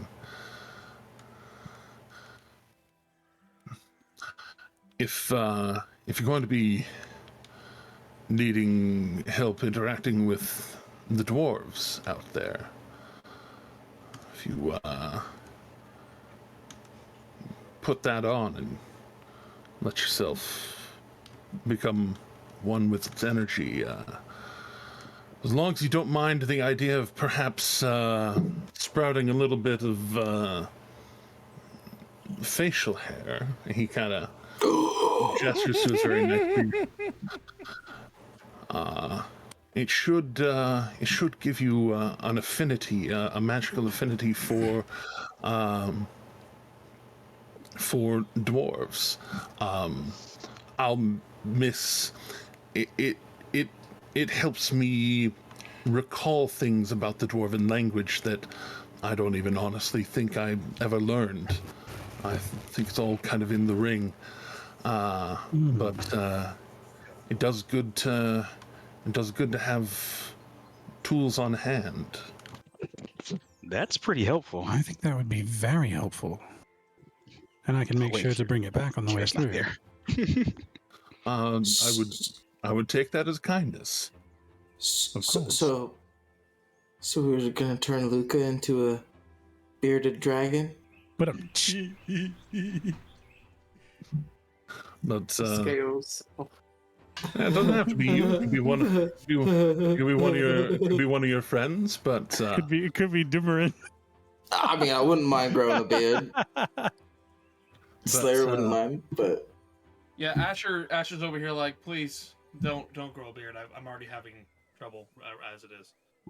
but yes, as long as you can bring that back, I think it would do well for you. In that case, I will be sure to return it. And if something comes up and I cannot return it in person, I will send Ophelia to return it. She has a way of finding people wherever they are, and she comes back here from time to time. That she does on both counts. Also, at least around here, and now kind of closer to the stage, closer to that VIP section, he gestures just a polite point over there, and says, a lot of common folk still harbor a certain amount of distrust for the Clasp. But around here, we find a lot of common ground, and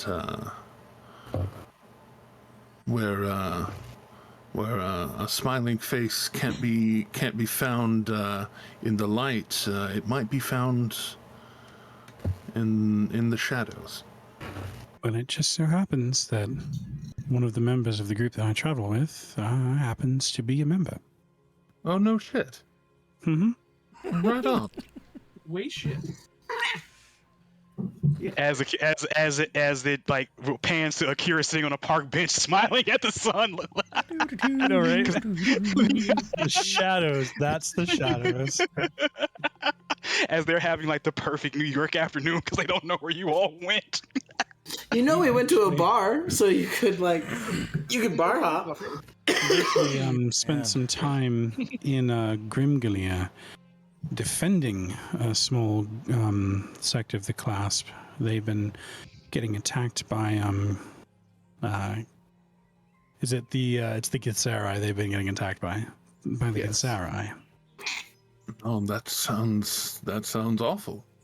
It's nothing that as a greater whole we aren't aware of, as Ophelia has responded to that situation directly. Got a little out of hand. As things with those from other planes seems to do from time to time. It can, yes.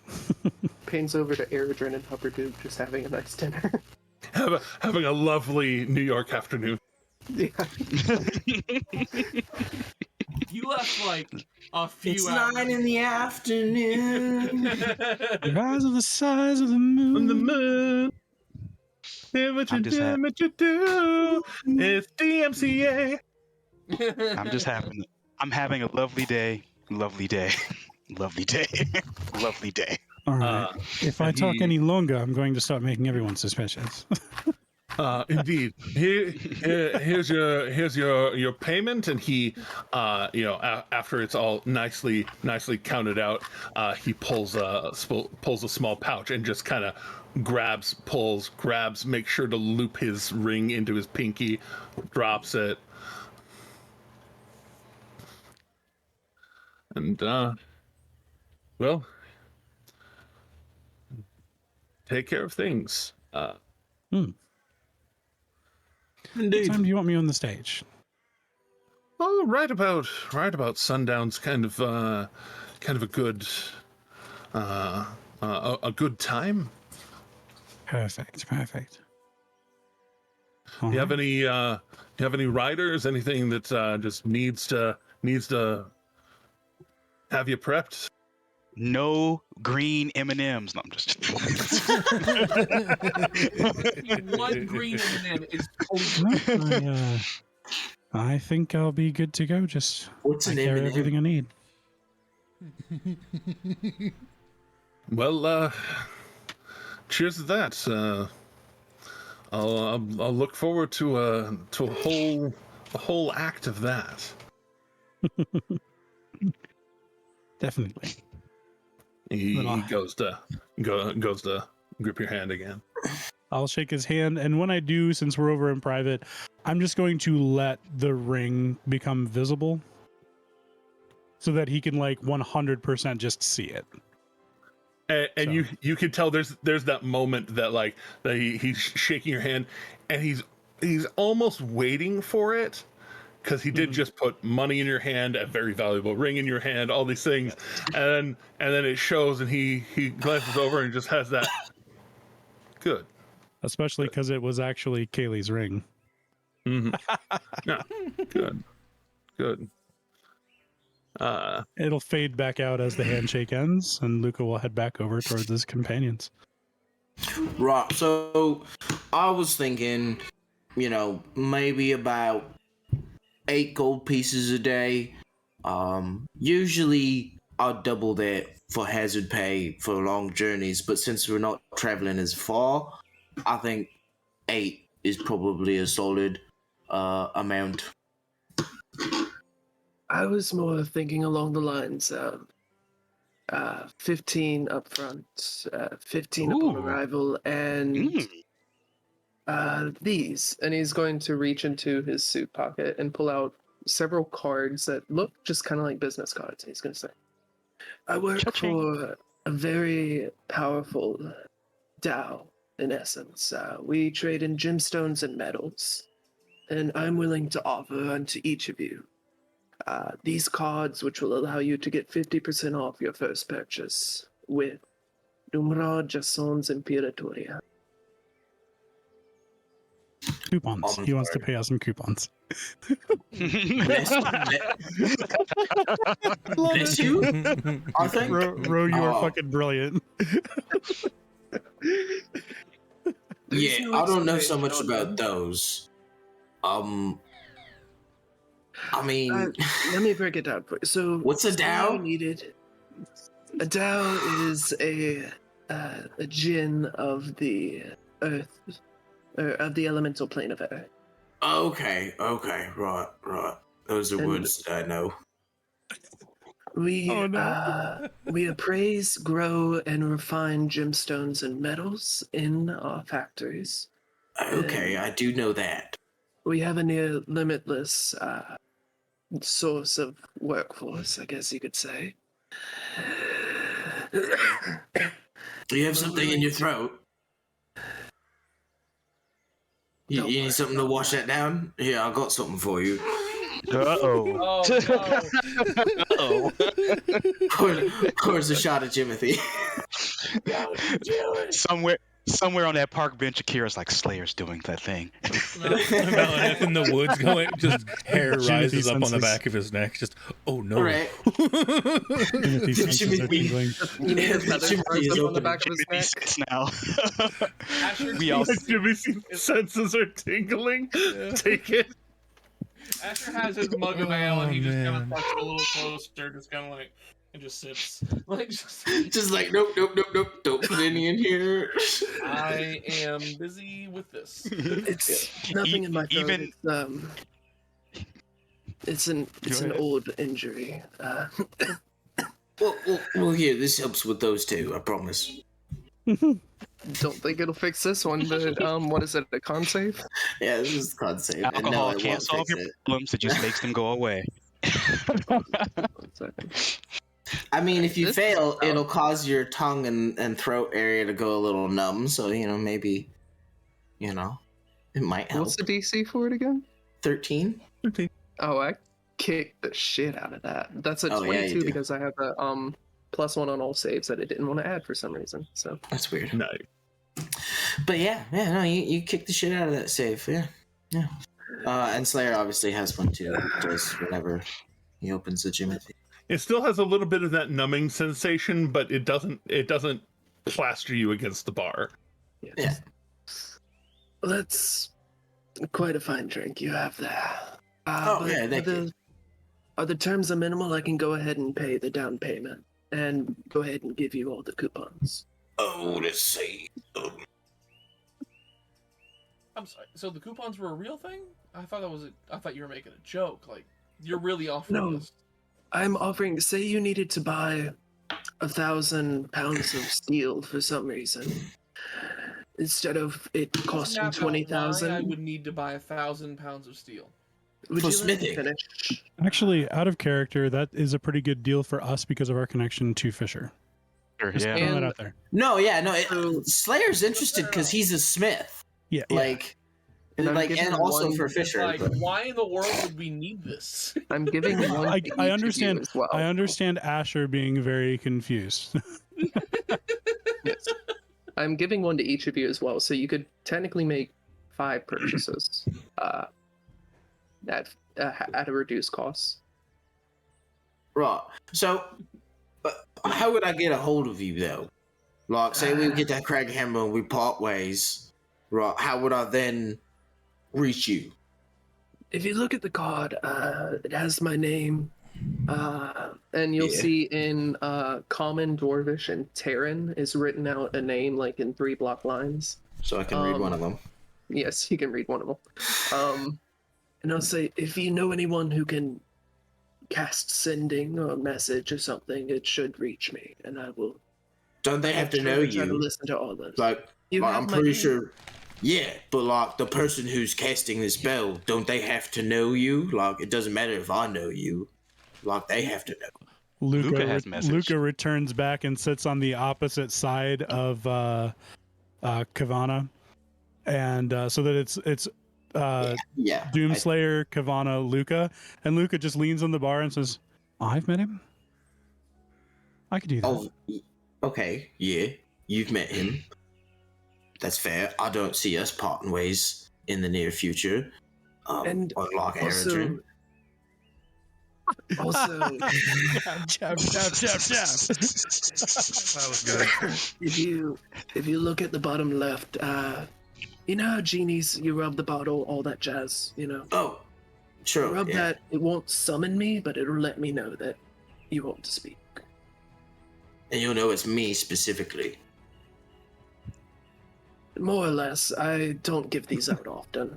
In fact, these would be the only one in circulation at the Good to know. Right then. Well, as it happens, I am actually a smith, and I know a few other smiths. So I will accept this as credible currency. So 30 gold in total, and a coupon for each of us. 30 gold per person and a coupon for each of us. 30 gold per person. Yes. Oh, that's not bad. That's actually a better deal than I was thinking. Yeah. Those terms sound minimal. Great. And he's going to hold out his hand to shake. Luca, sound good to you? Out of character, actually, that doesn't sound bad at all. So It's a very good deal. I think that's a quite generous deal. What did you say was the nature of your business?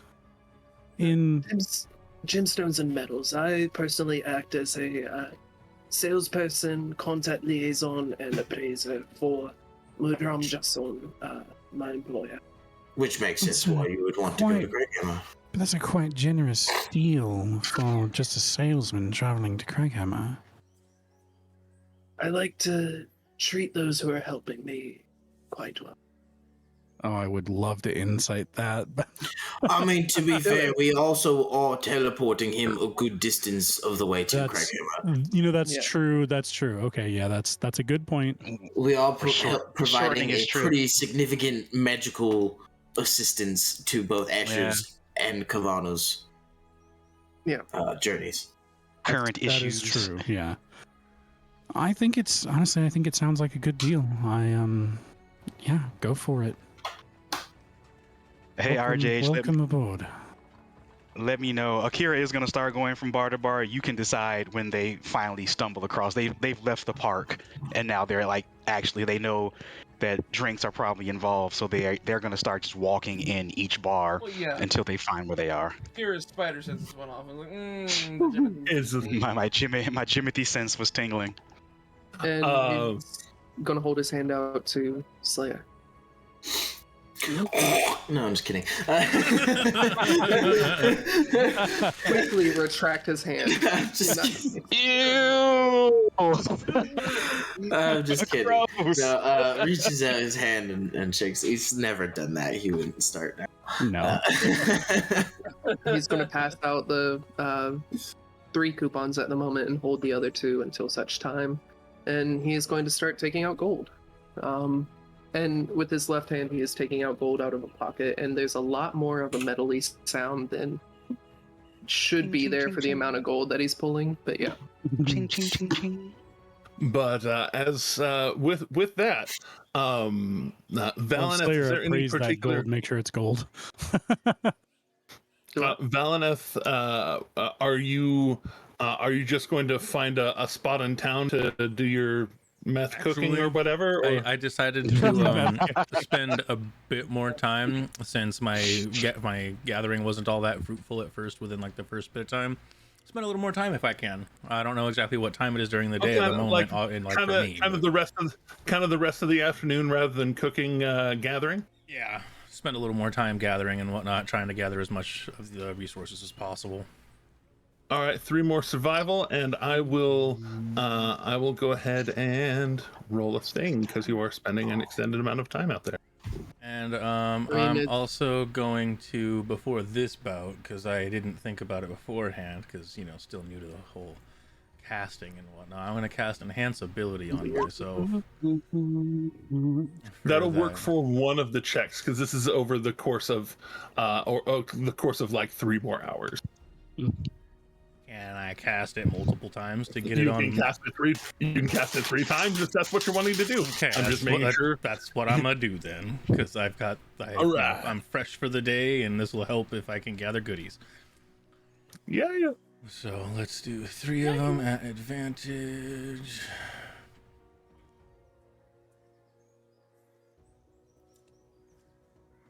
There's one. That's one. Go. And 3. God, still, again, one like good one midway, and then one like eh. Yeah. This one is only 3 degrees of success, so that is only 75 more gold worth of materials. I say that as if that's not good. Each of those it counts kind of double because it's the half the sale price kind of thing. Oh, so half retail cost is crafting cost? Yeah, half Be retail right cost is material crafting cost. Okay. So we need to get a lot more. Well, honestly, it depends on what level of what that you're trying to get, but I mean, you're 75 away from one more potion. No, he's got 275. He's got I thought he's he got had one potion already worth. Yeah, like he's doing good. He's doing good. And we Slayer bought one potion already as well. Yeah. So we only need one for the rest of the members that are going to be present for the dragon fight, whoever that is at that time in the future. The other question there, as he's finishing the afternoon out there, you notice a few wild animals. You even notice like a pack of like 5 wolves that are hunting about, and they like all together take down a deer. And they take down a deer and are eating, and you being nearby, like a couple of them kind of perk up, and they give a little bit of a growl of like this is ours, but then seeing that you're not particularly interested, only one of them maintains just watching you. Not growling, not super aggressive, just an eye. Gotcha. All right, yeah. After gathering what I need and whatnot, I'll see. Gathered whatnot? Yeah, I know, right? It's crazy stuff. A lot out there. Is Slayer and the Drunks doing anything else besides hanging out? Slayer and the Drunks. Oh, that's a mood change. Doing anything else other than just hanging out at the Phoenix for the next couple hours? I did have something as well. Yeah, Slayer would like to buy a map. I was like, because Akira gets down there for sure. Eventually, if for no other reason than Akira is fast as fuck. Slayer would like to procure a map of Taldore, at least the local area. I thought we had a map. Did we? I thought we got a map of the area, like, because I remember Luca rather, asking for a map of the. I could have swore we had a map. I'm sorry if I'm incorrect on that, but I thought we did. I remember asking about a map and then being informed that we already got one. Okay, so yeah, so we already had a map. I knew it was something like that. I don't remember where you got it. No, it's all right. My memory has been pretty terrible, so I mean, I don't remember either. So clearly, none of us do really. Well, see, why not just let him purchase another map then? It won't hurt. Well, it's just because Slayer's background, he's got like a knack for like terrain and stuff. So like, I just want him to like study the topography of Taldore and just like be like, okay, feel like I can get my way around this place now. Well, and if we aren't 100% sure that we have a map already, it will not hurt to have one. Yeah, this is true. Yeah, it was just one. I was just wondering because I did remember that. And but extra maps don't hurt. Slayer, for you, it is. I mean, it's actually pretty easy to find. not merely because tall and somewhat perceptive, but you are in the area of town where the Guild of Beacons happens to have their shop, because it's a main entry gate for the city. There we go. The South so, Gate. Yeah, that makes total sense actually, because it's way up in the north. Yeah. And so going a little ways down the street, you see the symbol.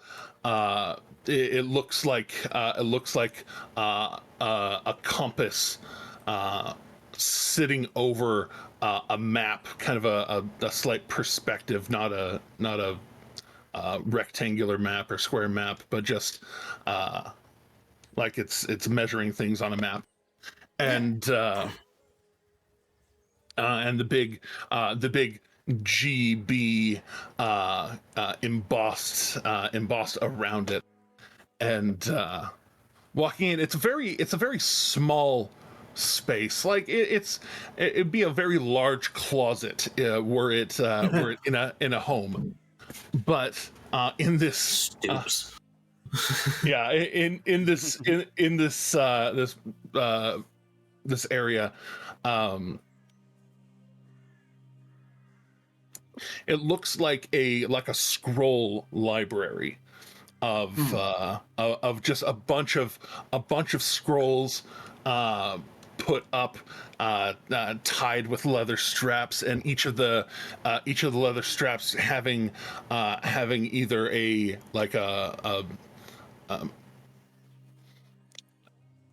token on them to kind of notate what they are, or even like a longer piece of something solid like wood or ivory or something, just to be able to write on it what it is. Mm-hmm. And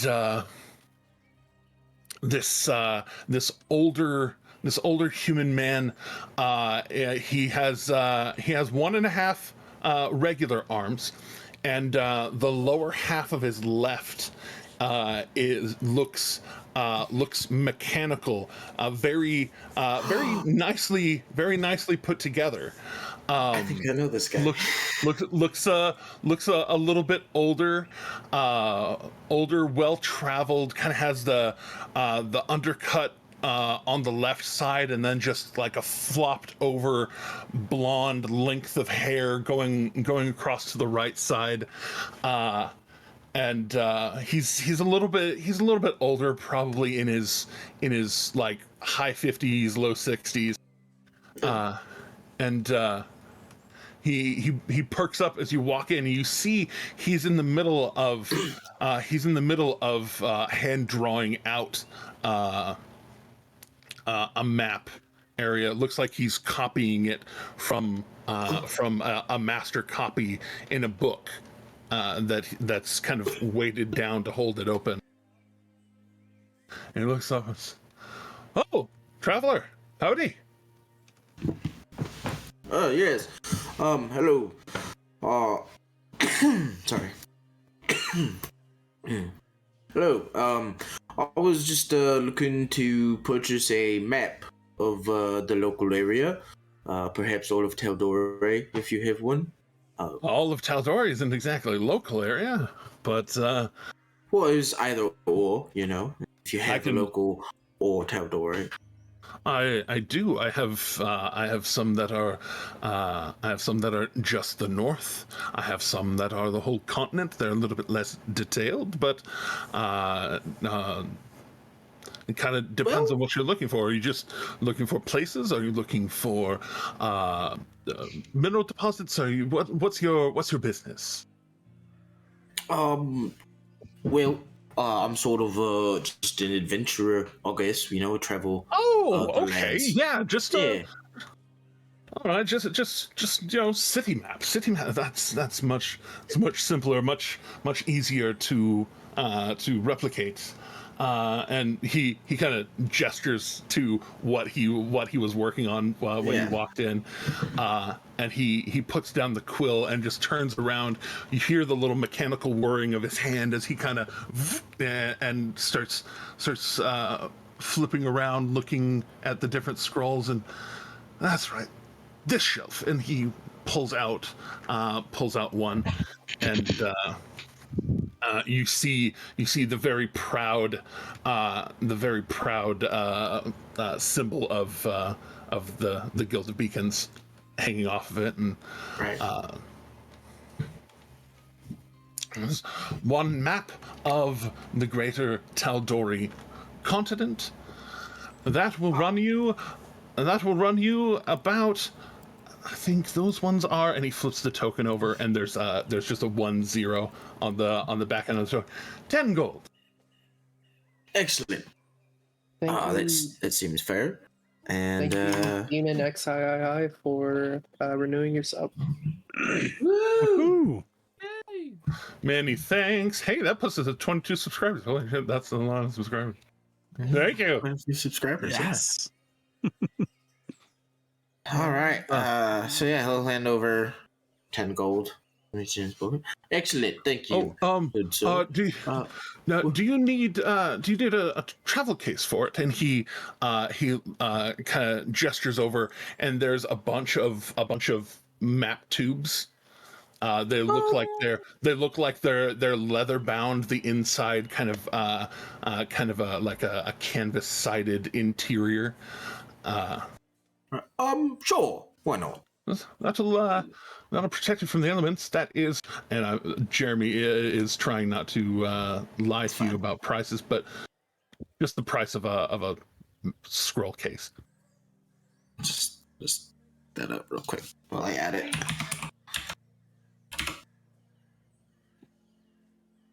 There it is. One whole gold. I'll say one whole gold piece. Yeah. Yes. So 1 gold for one of those. They make those here in town. Red, brown, black. Brown. Brown. Easy.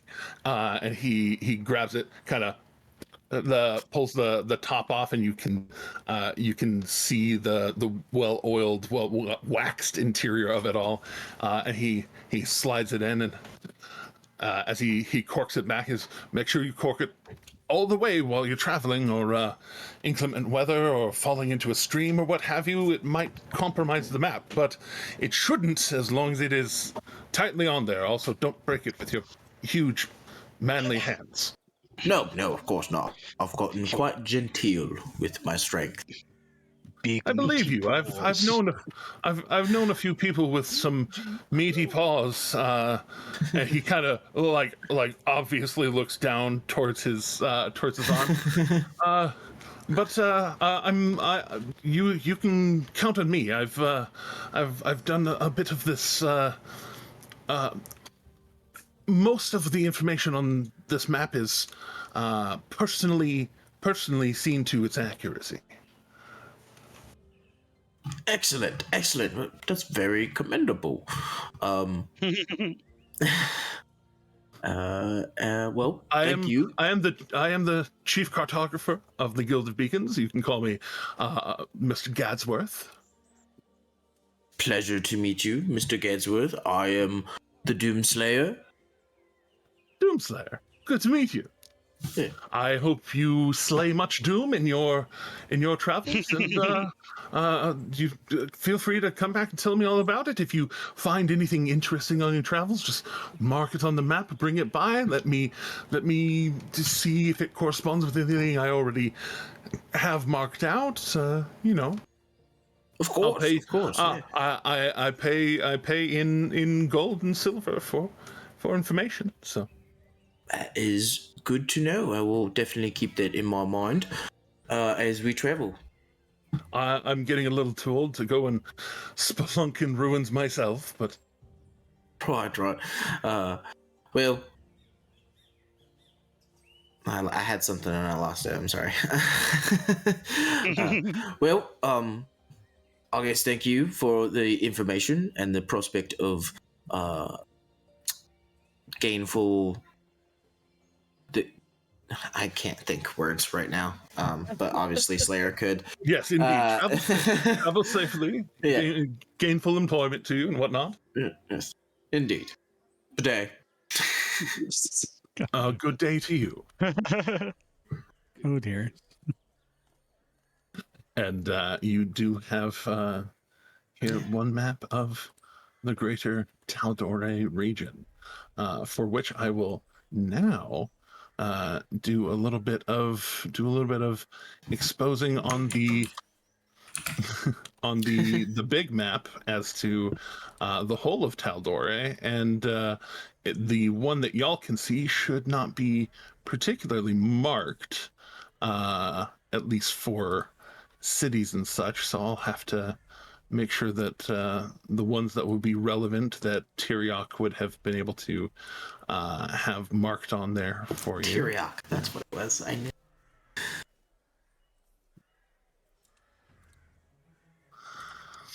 There we are. Blessings and salutations to you. Scusi.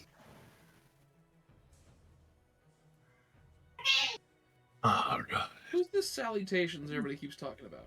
I've never met her. I got a quick question. What was the name of the captain at the bar? Redmond. Yeah, well, I remember that, but Captain Redmond Hoistback. oh gosh, that's a provocative name. Okay, That's a name. He said Redmond if you're nasty, and I was like, well, I guess I'm calling you Redmond. hi there, Redmond. Yeah, I remember that. I just Hoistback that's a provocative name. Hoistback. Redmond throwing it back. No, Yeah, Redmond throwback. That is, yeah. With oath of throwing it back. indeed. OSP, please sponsor us.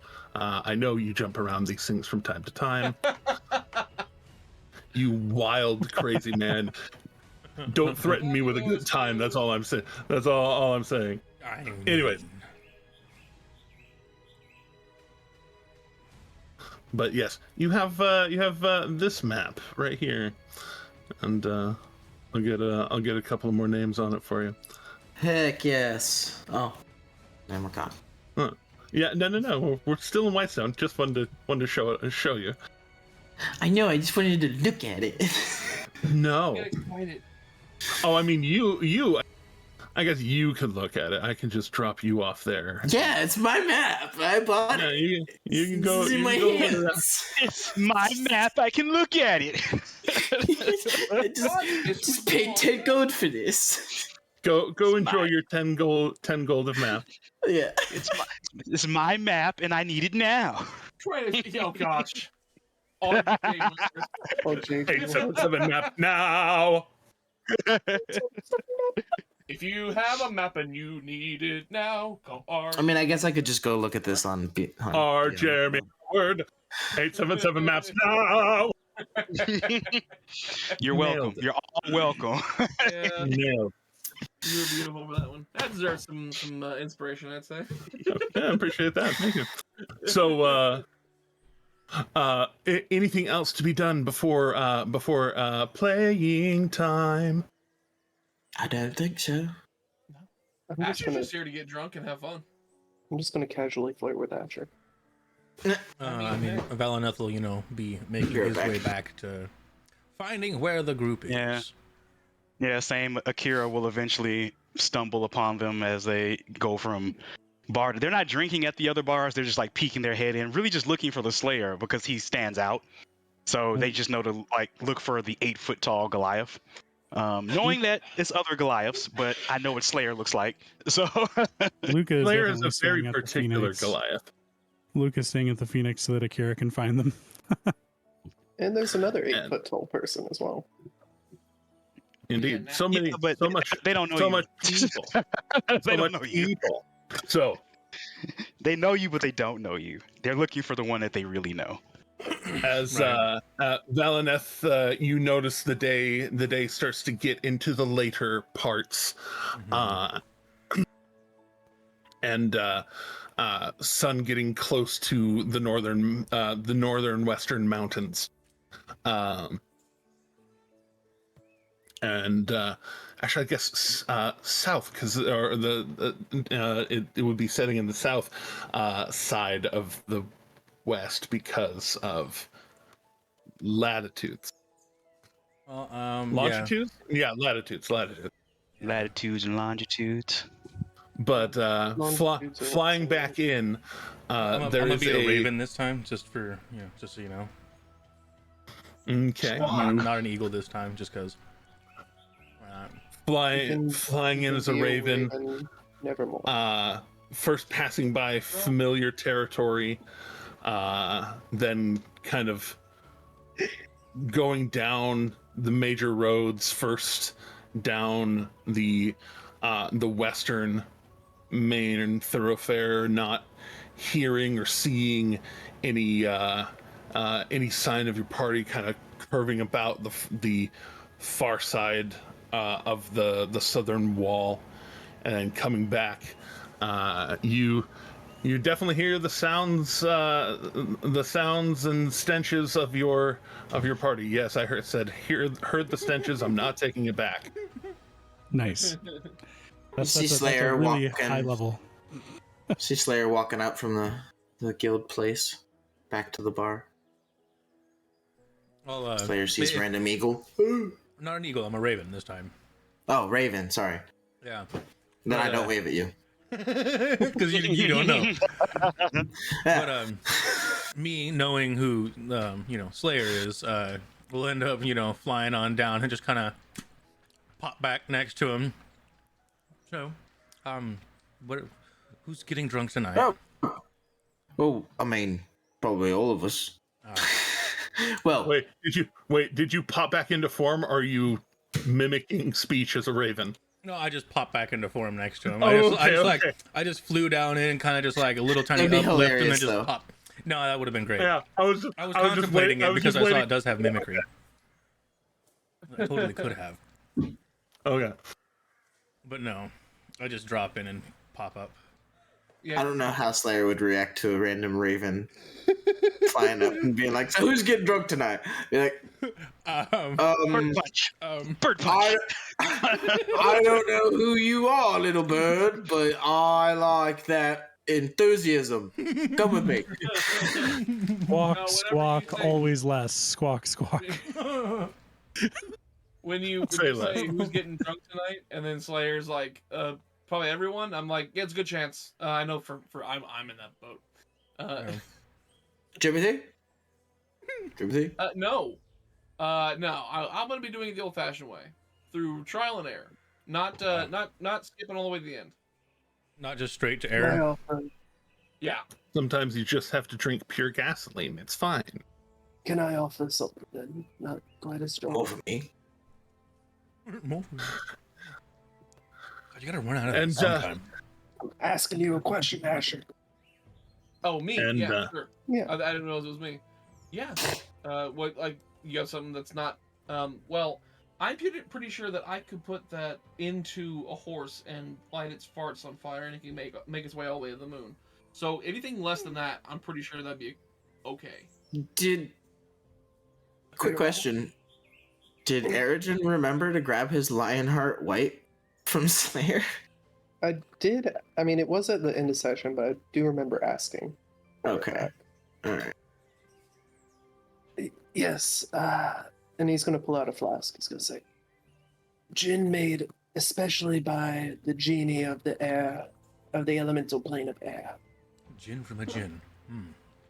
Gin from a gin. Yes, the gin of gin. The gin of gin. Oh wait, if it's an air genasi or an air gin, then if it's aviation gin, would that be air gin from an air gin? Shut up. Hashtag Ryan. I will go get my aviation right now. I'm glad It's you in got my the fridge. reference. Please. I'm so glad you got the reference I was going for, because I was just going to leave it. But very good stuff. as I'm willing to try anything that's not pure gasoline, but okay. But as you all begin to enjoy yourselves, get rested, get loose for the night, some more regular crowd come in. As they do, you notice that a very particular. Bless you. Thank you. A very particular pot behind the bar, like looks like a large soup pot. It's just sitting there off to the side. And until a number of more people shuffle in and start asking about, when is the soup on? When not yet. And then eventually, as more wait staff kind of show up, more people show up, the captain walks over, grabs the soup pot, and puts it up on the countertop behind by the shelving of the alcohol, and he goes to the water trough behind the bar and just starts getting big mugs full of water and just pours in, gets a better part of a gallon of water into this pot, and then just starts stirring it with a wooden spoon. Over the course of about a minute, the cauldron goes from just a gallon of water to you actually start hearing it bubbling. No fire underneath it, nothing like that. You hear it start to boil. I'm sick. Soup. Just instant soup. That's cool. So There we go. We are like legally obligated to steal this, considering what we're called, right? Right. Yeah. And as he finishes stirring it. Sorry, not 1 gallon. It would have been the better part of 10 gallons out of one of those big water barrels, and as he stirs it up, boiling, it gets to this point where when you see it and you smell it as he starts to serve bowls of it, it is definitely actually like a hearty soup. There's vegetables in it, suddenly there's chunks of meat in it, and kind of like stringy, kind of pulled pork smelling this, almost like a cross between a New England clam chowder and brisket, and just starts serving it up for people. People throw down a silver for it, and he just starts ladling it out to people, just merry enjoyment of food. Smells good.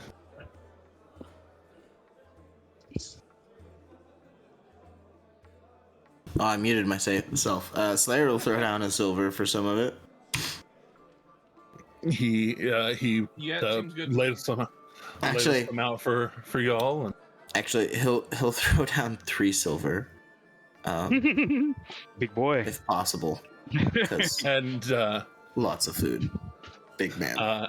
Yeah, he'll just put a triangle of 3 bowls in front of you, 1 spoon, 3 bowls, Right.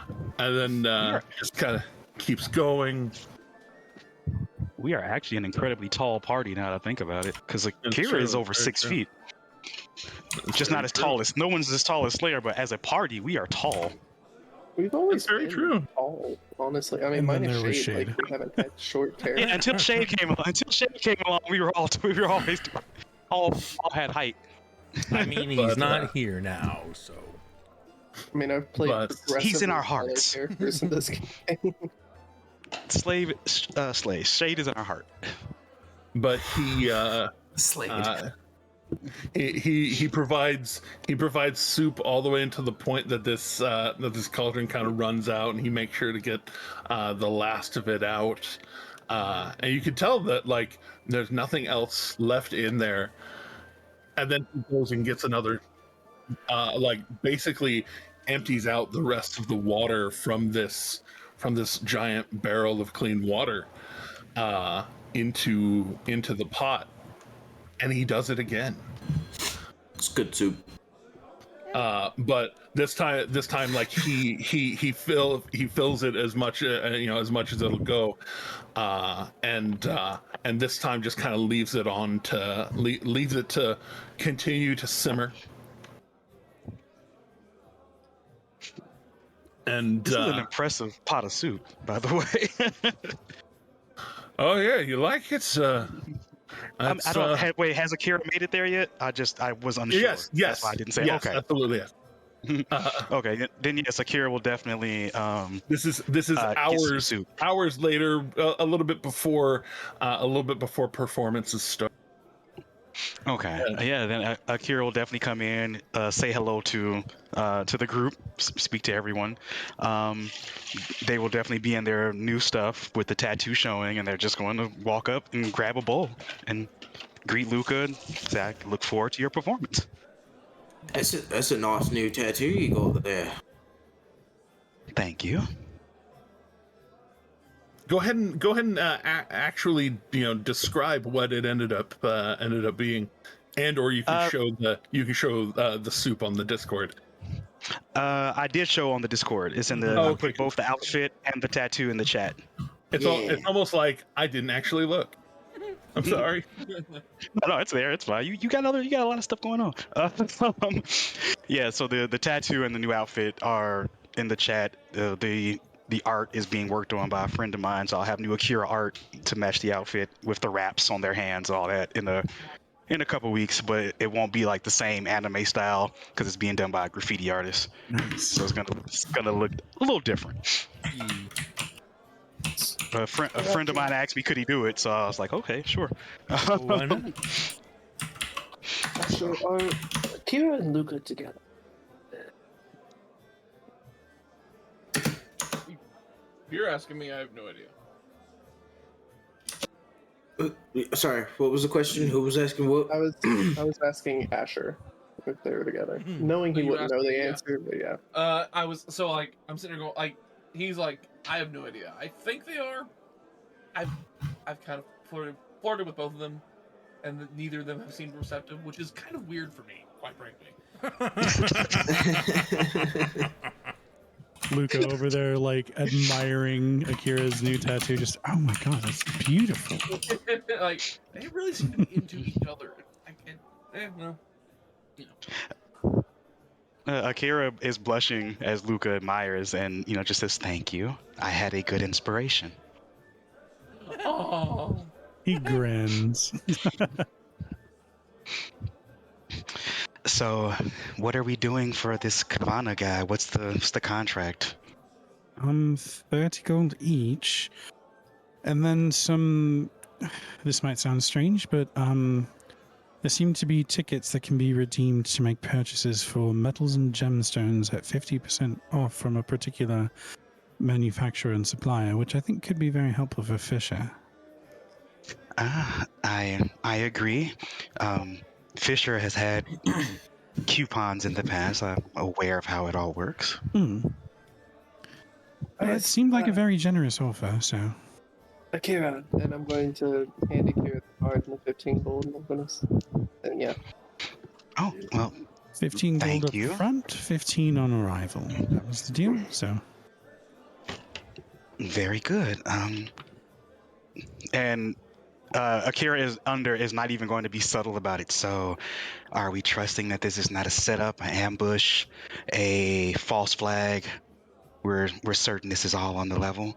I'd like to see them try. And I'm actually going to lean down to Akira, and I'm going to say, Akira, we have common interest and common allies. And we're all Luca headed to is- Crackhammer. I think Luca is going to use a message spell there.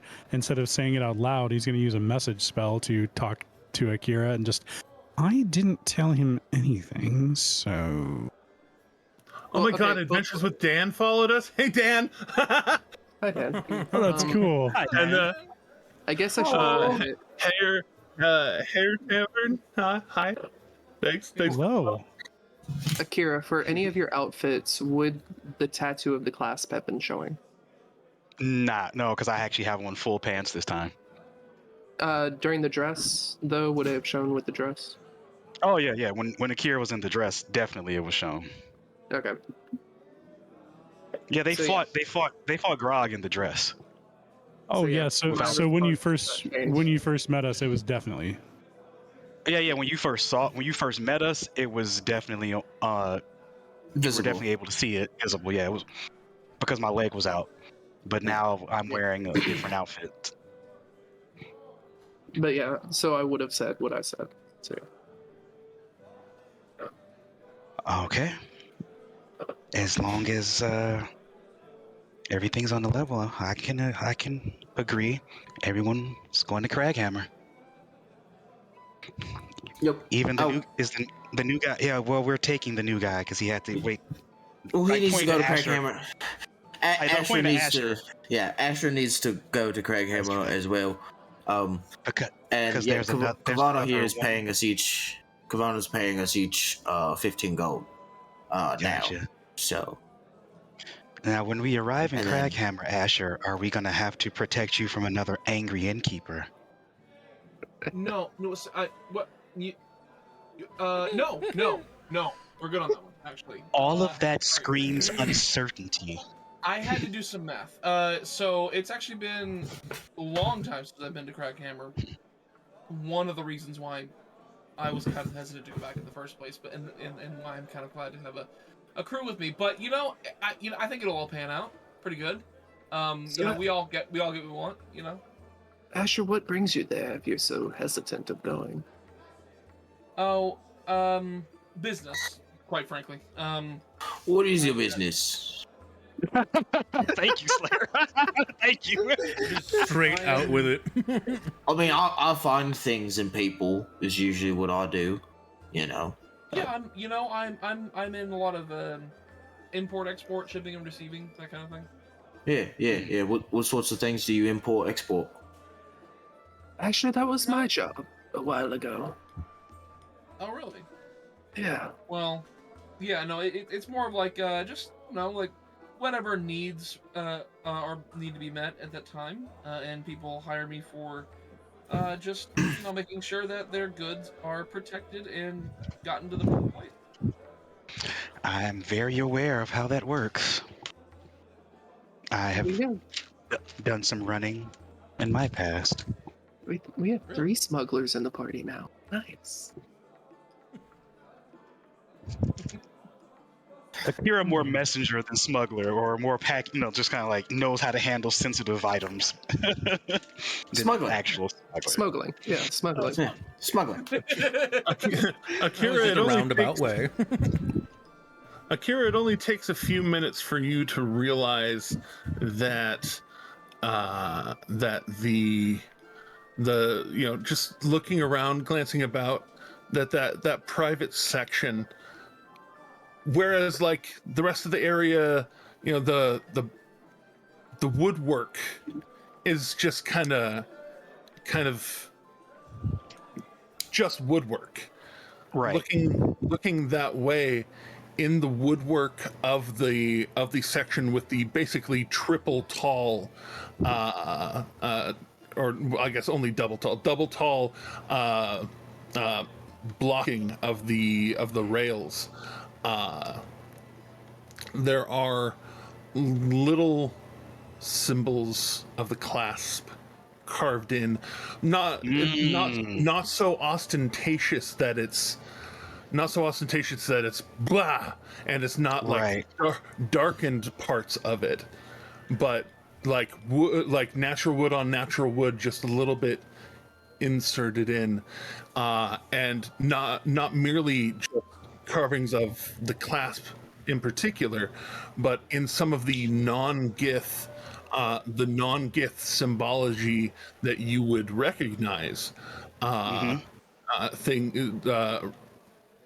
thieves' canty runes of safety, sanctuary. Ooh, okay, gotcha. Oh, then Kira will semi let their guard down a little bit, in seeing that they're definitely more receptive to this location now, and they are excited to see Luca perform. They still don't know what to make of. They still don't know what to make of Asher yet, and Kavana's a job right now. So, but yeah, that's true. But yeah, Kavana is a job. You would note specifically the VIP section over there seems to be a clasp sanctuary in particular. Ooh, do I see anyone I may recognize? Go ahead and make a history check to see if you do in fact notice somebody that you recognize. It's this. I'm good at those. Know somebody who knows somebody who knows somebody. Hopefully it comes through. There we go. What do we got? I'm on another screen. Make sure I know things. A gentleman's 20. Do you say a gentleman's 20? Gentleman's 14. 14 plus 6. Sorry, I have a plus 6 history, so you know. Yeah, you do. No, it's perfect. All right, so that's when he was wearing a top hat. It was. And a monocle. Let me make sure I know people who know I know people. it's weird to say this, but that 20 was so courteous and like so nice. Very kind, that one. Hold the door for there us. he is. That was a College of Eloquence 20. A gentleman's 20. That's right. I love it. There we go. Sounds like Bard superiority. I mean, you know, bards are the best. He said looking biasly. over.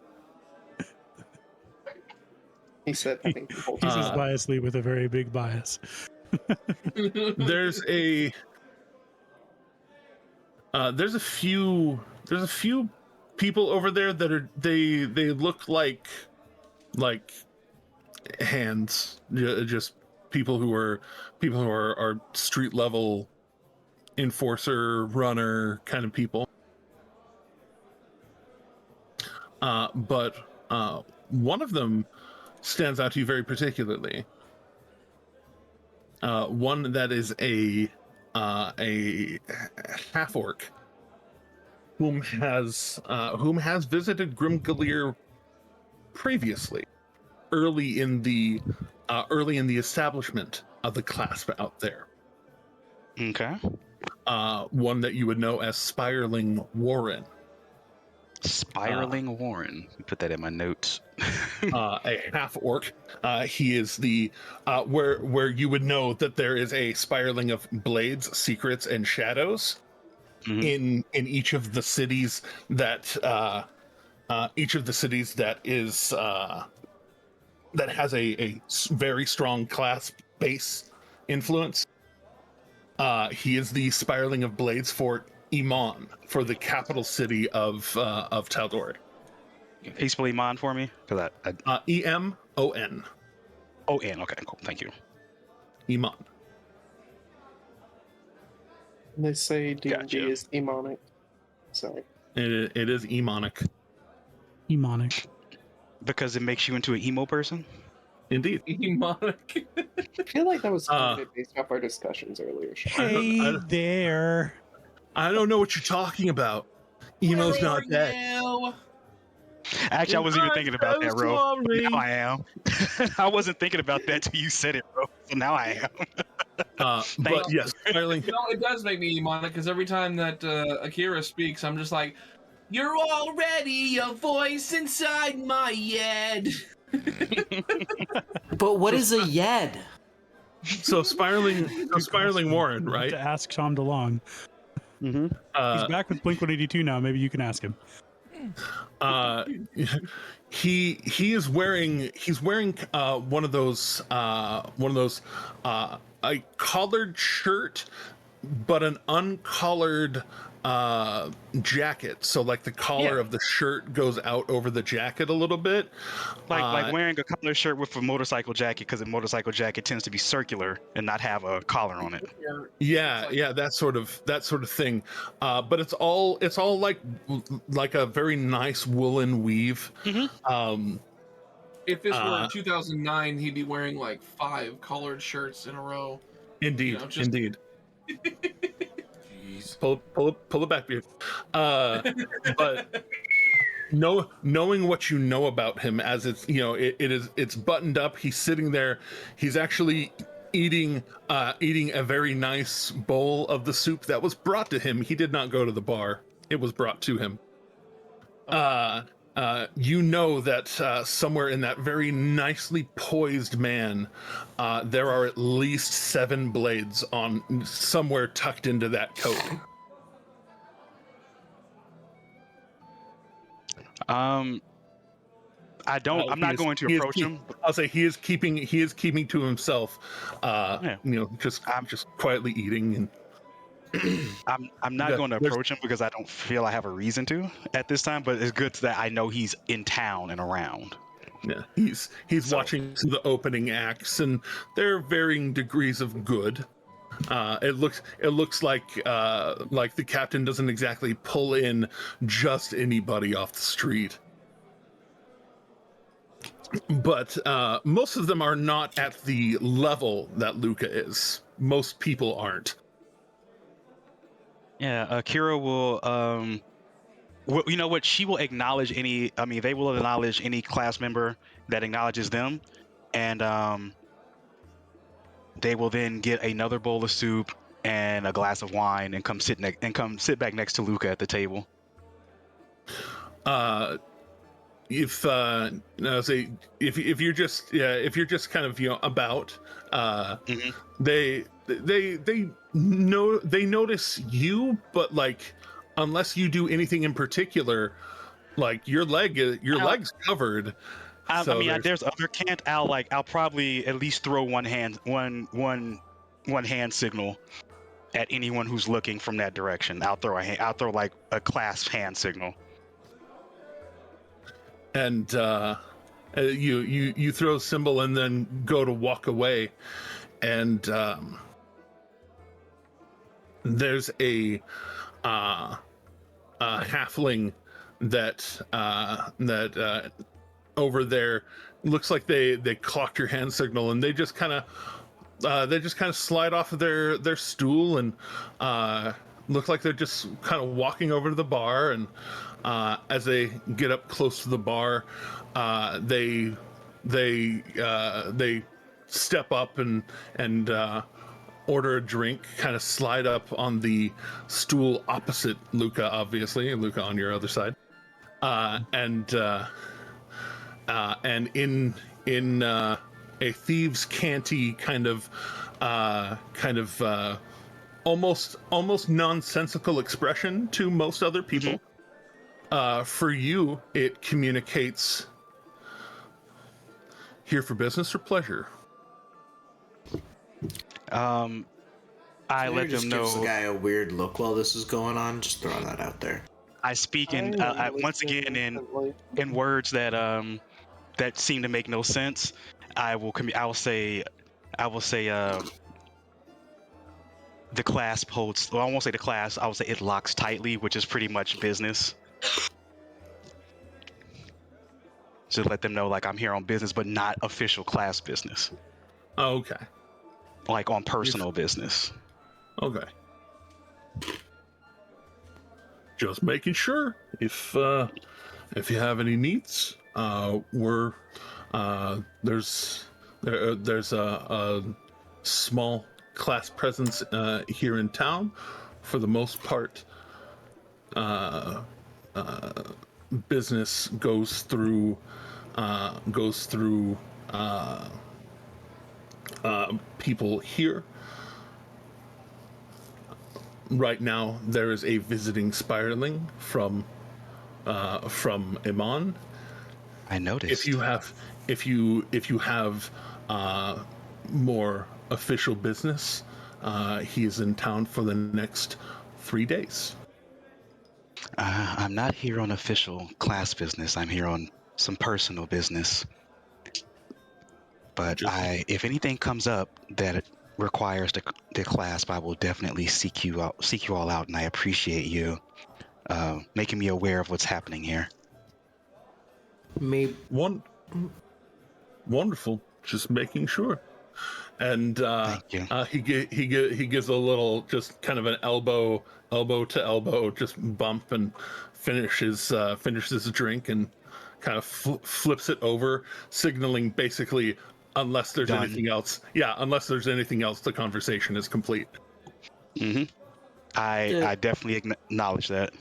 Is the greater Clasp aware of how things went south for them in Hupperduke?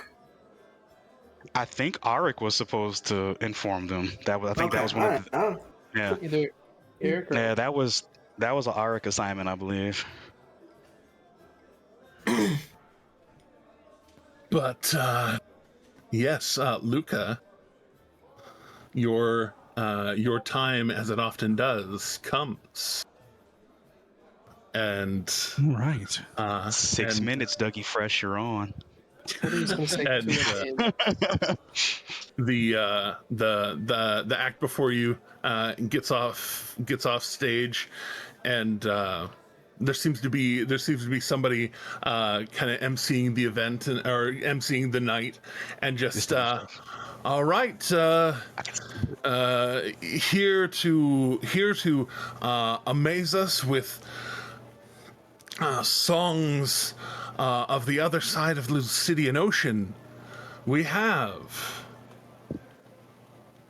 Did you actually give your name? Just Luca. We have Luca, and people start clapping. The MC kind of does a little hand grip that shifts. They seem to be managing the dancing lights around the stage, just kind of shifting it so that it's kind of a neutral color. And you have the stage. All right. I'm going to go ahead and burn an enhance ability just because I want it to be good. So you want it to be real good. Yep. How many performance checks would you like me to make? We'll boil it down to 3. All right. First one.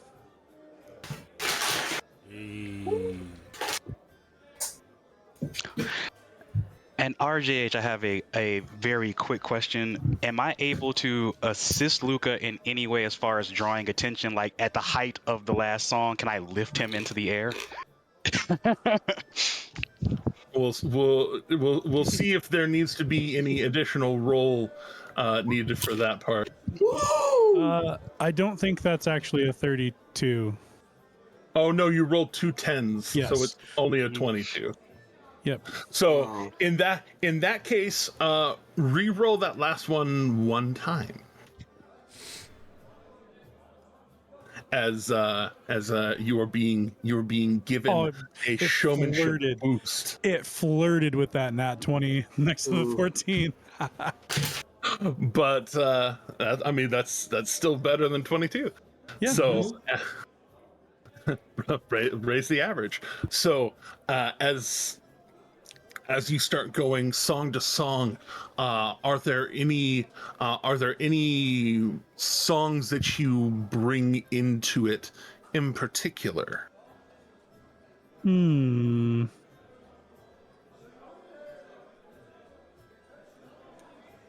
This definitely seems like a much safer space to express yourself than the Lone Star was. Or Tall Star, the Tall Star was. I think we will do. I think that we would do Friends in the Cloud Top, just a little bit of that because we are in a friendly place. More of as a greeting than as a requirement for anything. Mm-hmm. And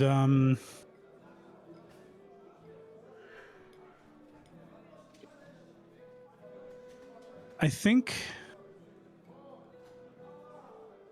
Yeah, you know what? I think we'll go ahead and we'll play.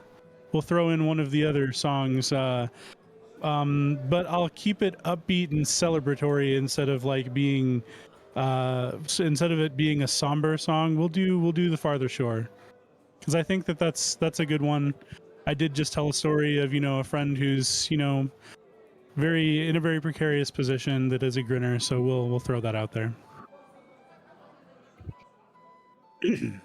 All right. Well, and since it is a grinner establishment, I imagine many people would probably know that one and sing. But it's a very upbeat rendition of it. Speaking of, did you do that one thing and give it to Teddy? Well, not yet. I'm still still putting some things together on that. Just double checking. And do you need more things for that, Tim? Cryptic talking. Cryptic talking. Yes, cryptic talking. But especially finishing with The Farther Shore, and I can have that thing ready for next week if you'd like. That would be lovely. Yeah. Or maybe for Friday at Meet at the End, where we'll definitely be online. Hopefully, it would be a cool preview. It'd be a cool preview for the people who want to maybe hear it a little early. I would like to brag about how lucky my life is. Oh my gosh, that is wonderful. Guac and salsa. Oh goodness. Oh, both? Yeah, I am blessed. I'm not sure if I've mentioned that recently. Walsa, indeed. It's actually about to become that because I'm one of those wild heathens. I'm one of those wild heathens that loves guac and salsa together like a wild man. I don't understand you people. My partner does not share my affinity for a gathering of tastes. I always say that I eat like a stoner. I just until recently I didn't actually even get high. So this is just normal Jeremy putting all this weird food together. I just want to make sure I'm stating this before I go into it. This is sober me. Yeah, this is sober me. No, I mean honestly, your soup suggestions showed me that you were a man of experimental taste, and that's a good thing, I think. Indeed. But I'm sitting over here with like honey Dijon chips, and I have those same chips. Some Hostess cupcakes, and some Hostess baby buns. Damn. Because I'm a stoner. Hostess, please sponsor us. It's like, I just got KFC. I made brisket and mashed potatoes. I saw that brisket. Oh my god. Brandon Sanderson, also please sponsor us. I need to say that at least once. Indeed. I'll make you a brisket. Brandon Sanderson, I'll make you a brisket. I'll make you some One day you said that, and then you just see like username Brandon Sanderson comes up on the Twitch. Says, "I'll think about it." That would be insane. I would die. Oh my god. I would have a heart attack. I was gonna say I might have a heart attack. And my response would be, "What is there to think about? I'm damn good at it." But anyway, we digress. Yes, as you get into that as you get into that last refrain of The Farther Shore, you feel a familiar, large presence wrap around you and lift you into the air, and kind of like taking a little bit of that that cue the MC with the maintaining the dancing lights kind of like starts doing a little like color change, like keeping beat with your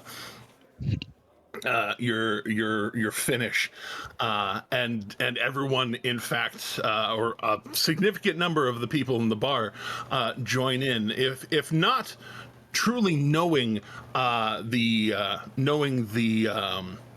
context of the song. A few of them definitely do. Awesome.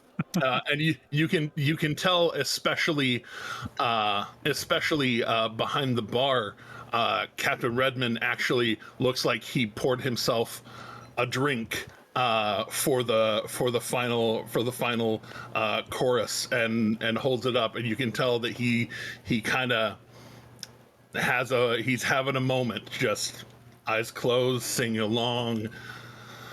And then as you finish, as Akira sets you back down and the lights reset themselves, the room filling with just joyful applause. You watch the captain put the glass to the bar, tap, and just basically a double shot, one go, just, and he just sits with it stands with it for a second and breathes it out and gets back into it, gets back into the entertaining, the being a bartender again. Oh. The room very much it seems as if rather than having a place for people to like throw money, come up to the stage to throw money, that there is a person kind of weaving their way through the crowd with a essentially a Offering top plate? hat, like essentially a top hat, but like it is specifically like inked onto the rim of the hat, tips for the entertainer, essentially. Nice. And they're going around and offering it, and kind of holding up the hat, tilting it so that, like, people can see that if you want to give tips, this is the place. And there is quite a jingle in it when you get off the stage, and this young woman takes it to the captain straight away, and sets it down. And for that, go ahead and well, I guess I can do it. I can roll my own dice. Thank you very much. So with that measure of success, that would be the tier that starts here.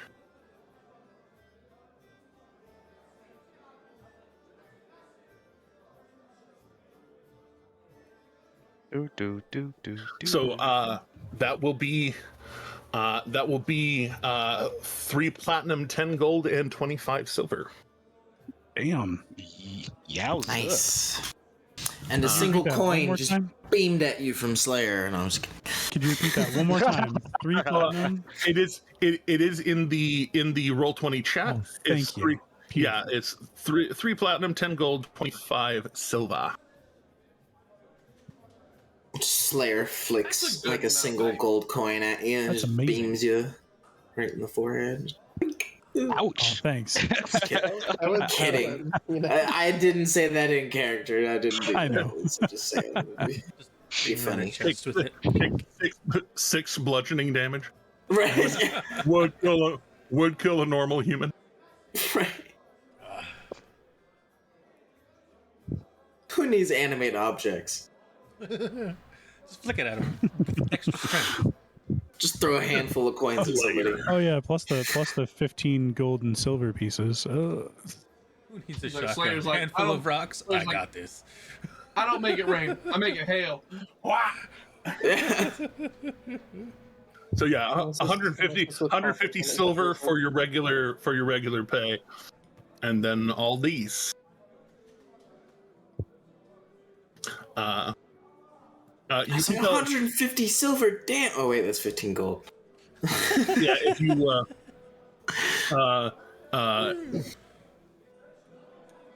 when while gathering your money, Akira, you actually notice the Spireling leave the VIP cube, and like with a deftness very few half orcs that you've seen exert, very gently maneuvers through the crowd, very just kind of just stepping and almost a dance of moving through the crowd, and does get right up next to Luca as he's getting paid. Okay, I'm going to begin to approach, but not in a threatening way. But I'm definitely going to watch the situation unfold. But I'm moving towards Luca and the orc, just to make sure everything is cool.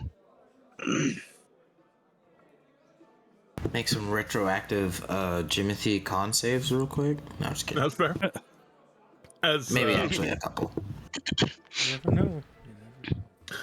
As he gestures to the captain with his own tumbler cup, sets it down to be refilled. He very very quietly, kind of right next to your head, just whispers, "That was a very strong performance, Mr. Luca." Well, thank you. Luca's going to kind of like look over and appraise this person. Just looking him up and down. How tall is Luca? Luca is 6 foot. 6 foot. Yeah, he's got about 4 inches on you. Okay. And he's built muscularly, but is more lithe than muscular. His clothes are definitely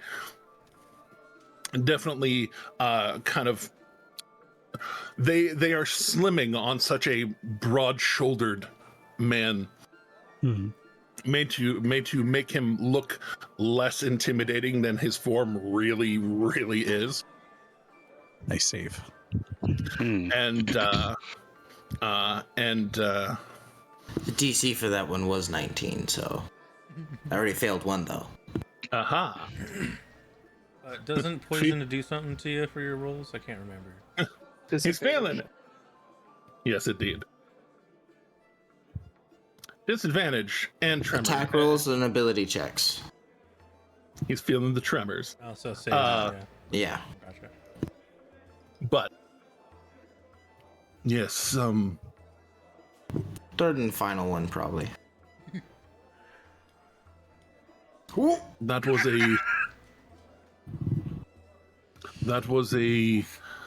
a very very meaningful rendition. It felt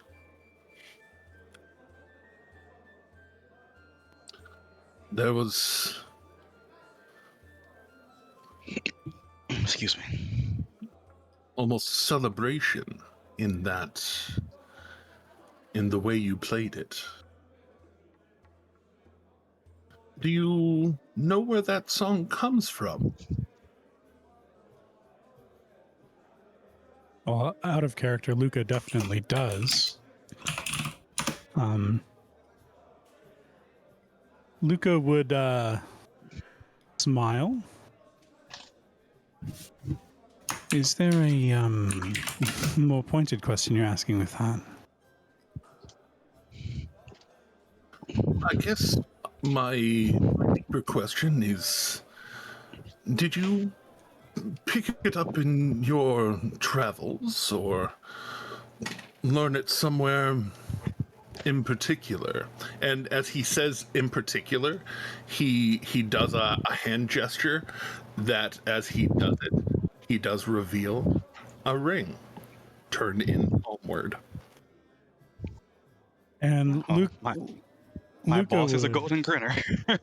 Luca would smile, and he would say, "Of course, I learned it from a fellow smiling face."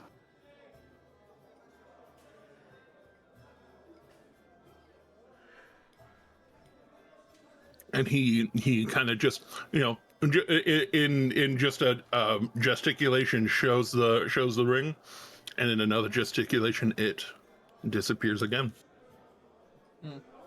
I think. Well, that is.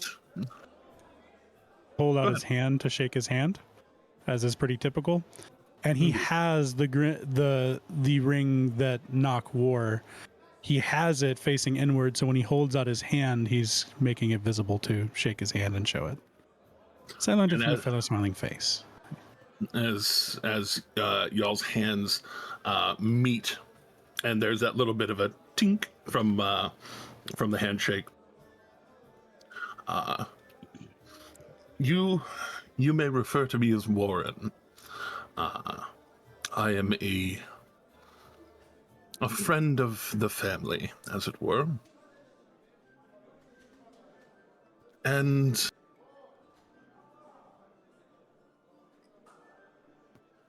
that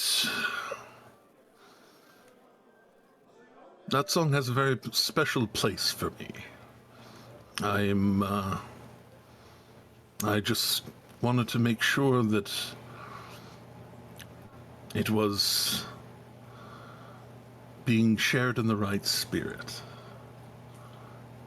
It was very good. Yeah, it was very good. The person that it's for still has a chance to make it.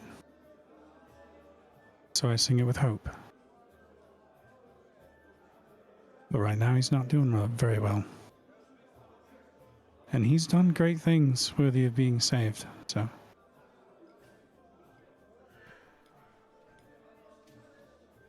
Hope for the best should not end with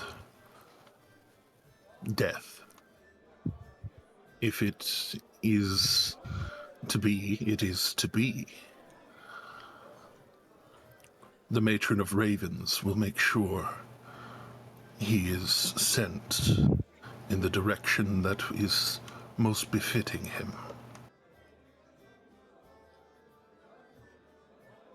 Luca would nod. Understood.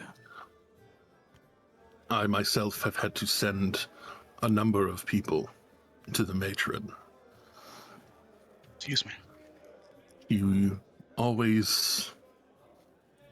always accepts souls for who they really are.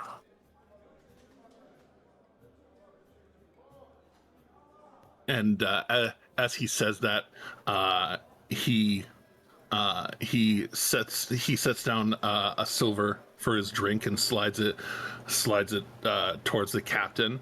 And as his hand comes back, there is a very sudden tink on the table, and there are 2 platinum pieces there as well.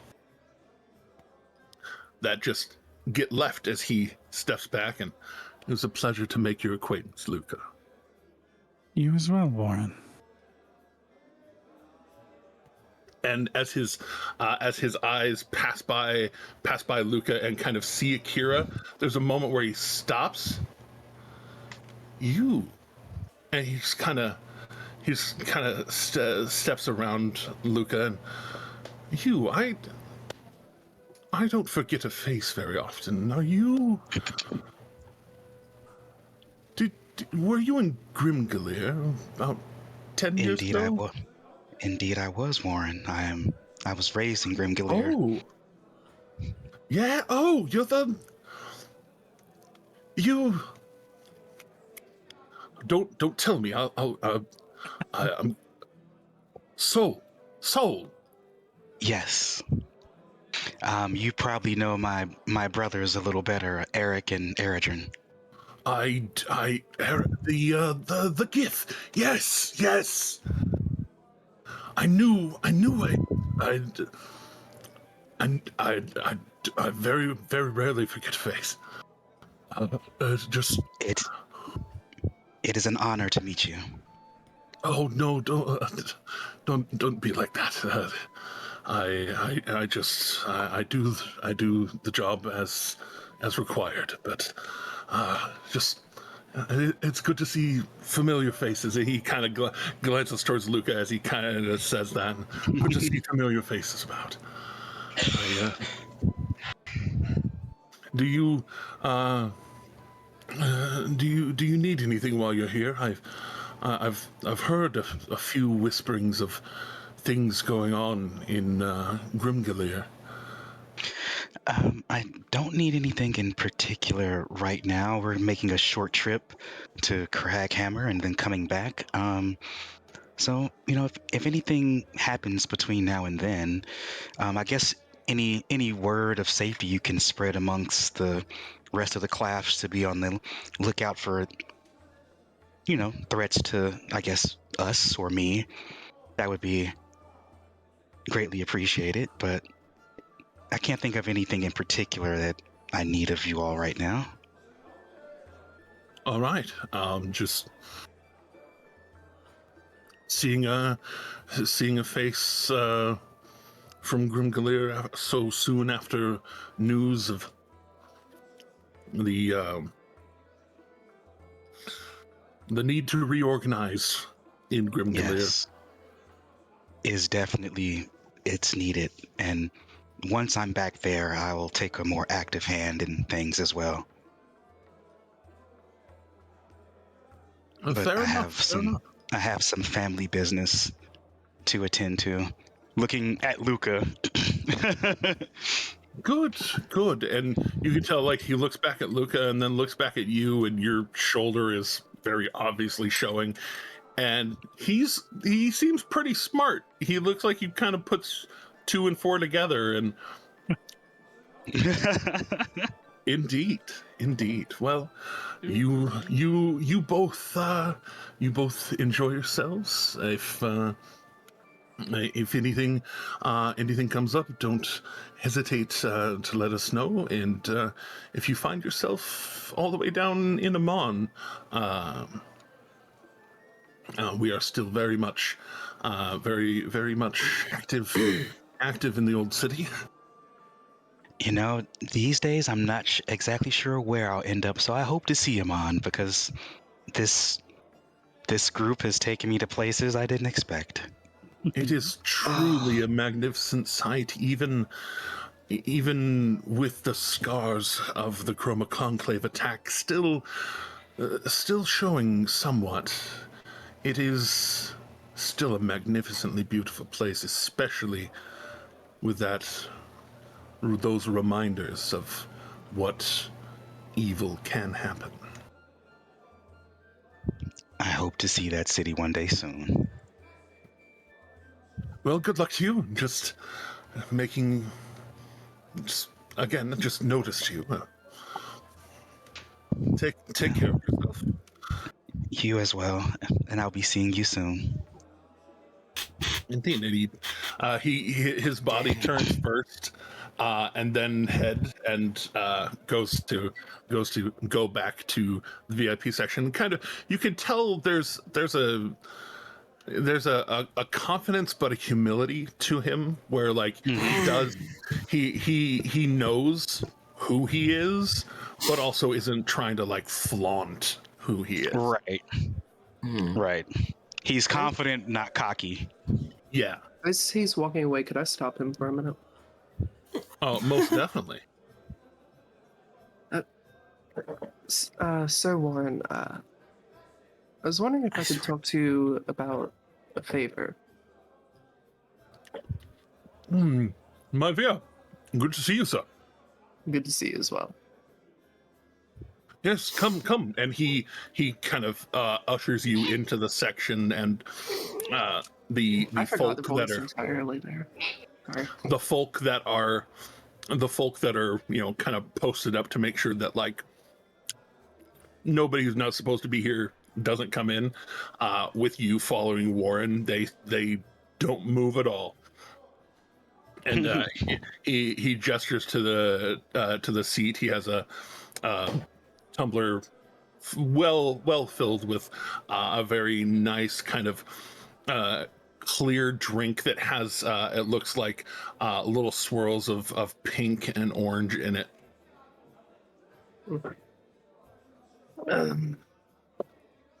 So the favor that I'm looking for, I don't want to confirm it yet, but I at least want to put it on your radar.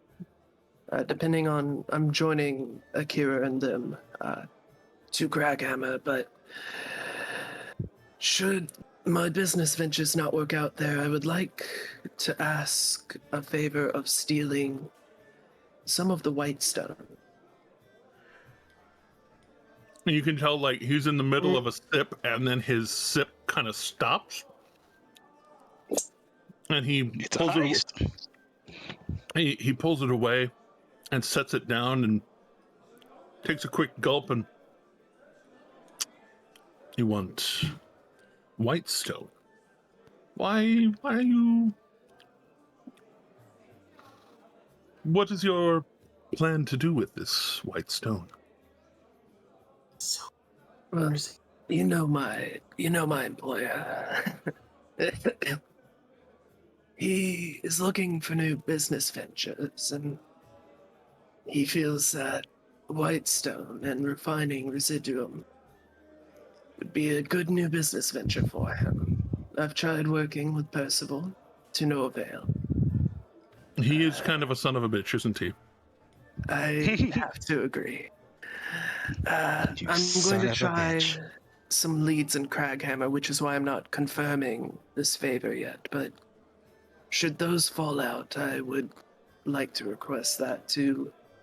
See, we have already built the refining factory for residuum, and we have ways to catalyze growth of whitestone for it. We just need whitestone to start the process. This has just got super sciencey. I would, if you're going to be, you see, if you're headed to Craghammer, funny thing about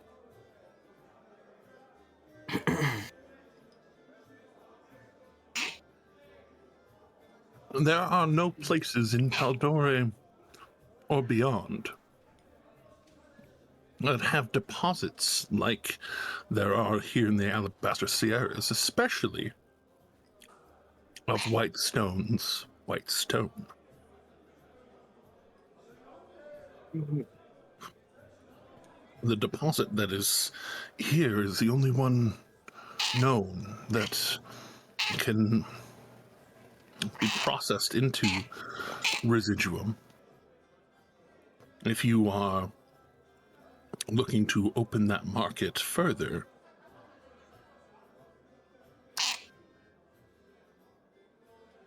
you may have to talk your employer into meeting with us particularly for an exchange. We can get hold of some, of course. It would just be a thing. Yes. But for the exchange, we would need to talk to your boss. If that is something that you might be able to arrange, they and we may be able to come to an agreement on price. Not cutting you out, of course. You would get your commission of it. Of course. I will definitely reach out about arrangements on my employer's end, but I'm sure he'd be willing to look into it. Because he has his mind wholly set on this business venture. Fantastic. That is good to hear. That sounds to me like he will be a very reasonable partnership. He is always the most reasonable and humble. Well, as long as those things can be arranged, they can be arranged. Oops. Let me try out my contacts in Craghammer before getting back to you about acquiring it through this means. Well, good luck to you then. Let me know how things turn out. You can tell he makes sure to raise his voice to both as a show of the end of the conversation, but also as a show of haha, nothing to see here. Haha. Excuse me. Yes. And I'm going to hold my hand out to shake his hand.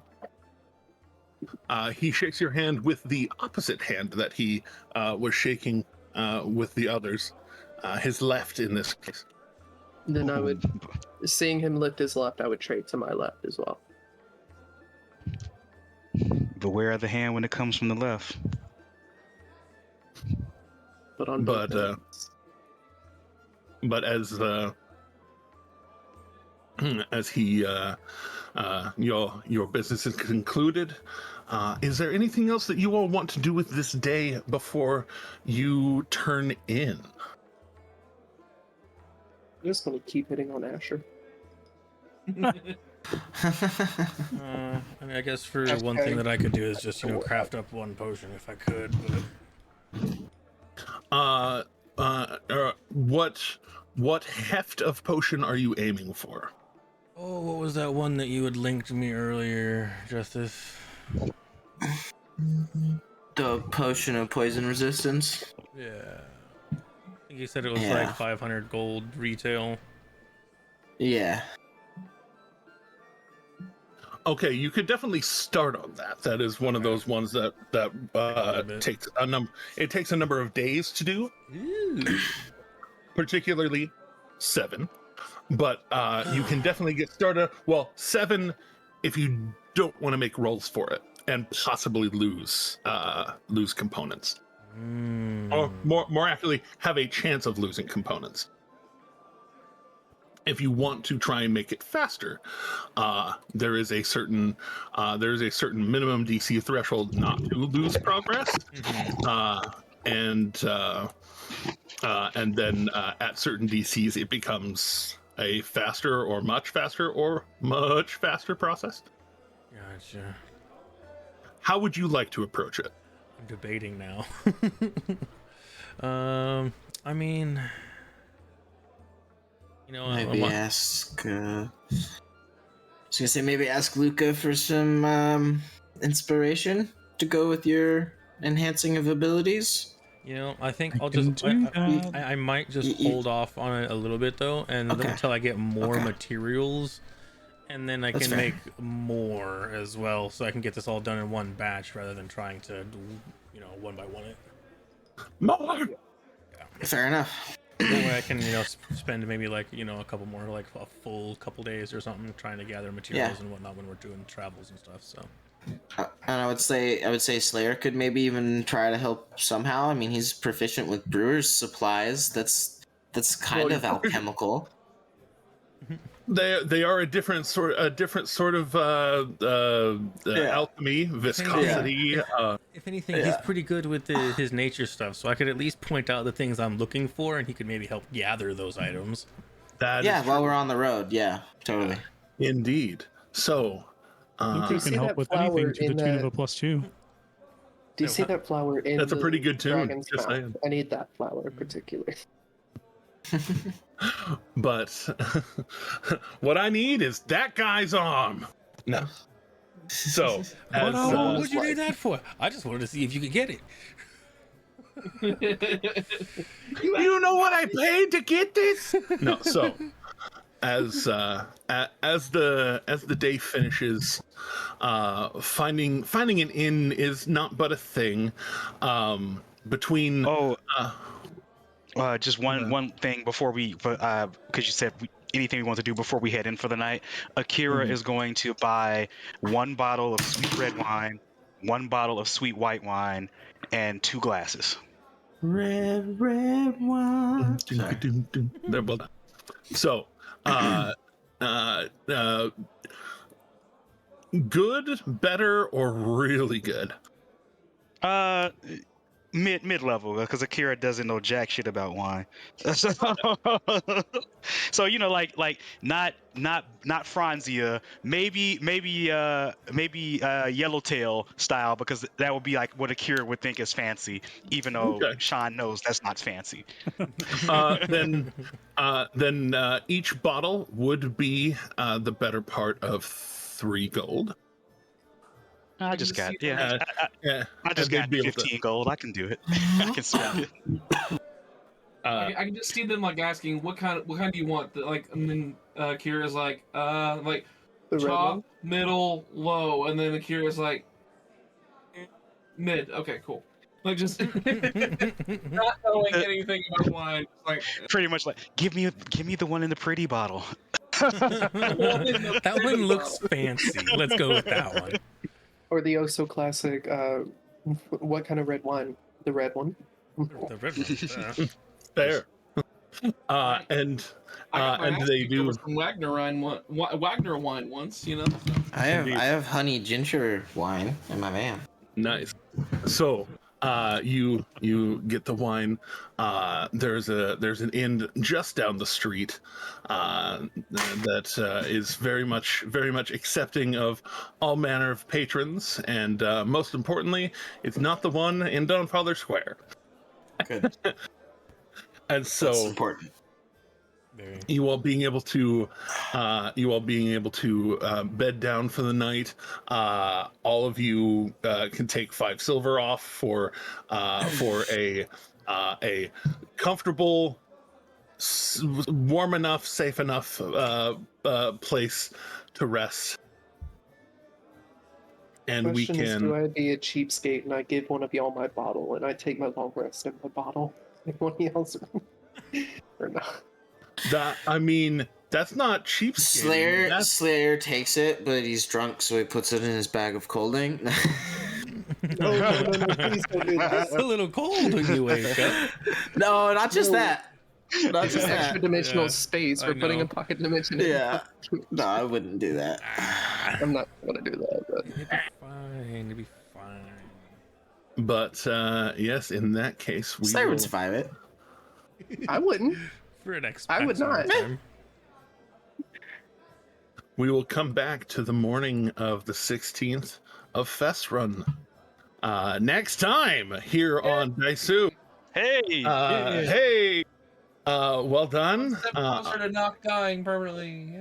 Hey, Make it real dark. My character is 27 locked days. in suspended animation right now, so at least yours is walking around free.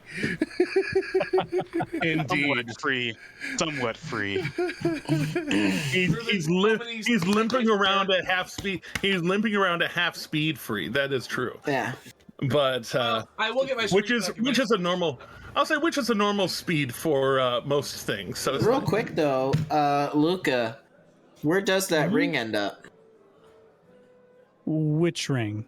The dwarven one. I still have it for now. Okay. I'm not sure who I'm going to give that to just yet. That's fine. Then so Slayer is still going to be making a particular move. He's going to be unattuning his necklace of intellect. Oh no! Since we're going to be traveling. Wait a minute. Does that mean you're gonna be dumb again? Like really dumb? Yeah. What does that take it down to? Oh God! But wait, why? Because Don't unattune it. he has many things that are kind of more useful, and he's got a lot of painful memories. You just prefer to just not think about. Just not think. I mean, that's real. Wow. I'm just saying. So Oh, just wow. basically takes off the thing of intellect and he's just sitting there with the bowl of soup in the tavern, like soup, but like soup. Do we know that you? Is this You'll know in the noticeable, morning. or- Oh, I we know in the will. morning? We will Okay. notice. That's for Oh, sure. You'll yeah. notice in the morning. It And I will will not definitely be questioning unnoticeable. Asher Yeah. will be confused. They will, Savannah, yeah. 'Cause we He'll just met see a the certain day, but- something he's not wearing anymore and be like, well, so why are you not using that? More and more like grog every day. Well, we're gonna be on the road, so the armor is important, and the sword, and the strong. Well, So on that And note, I think strong. it's time we say goodbye to the nice people. Indeed. Thank Yeah. you for hanging out with us. As always, we appreciate your patronage via just your attention watching us, or on the Patreon, or subscribing here on Twitch, or what have you. Every little bit really helps keep us all going. So thank you. Until next time, as always, you. please do remember that kindness is in fact free. And please, for the love of God, keep going. Don't forget to like, comment, Thank subscribe, you, hit the thank bell for you. notifications, check out the Patreon, TikTok, YouTube, and make sure to submit names in the Join Discord. And we love y'all. Peace out. Brandon Sanderson, sponsor us, please. Yo! Oh gosh.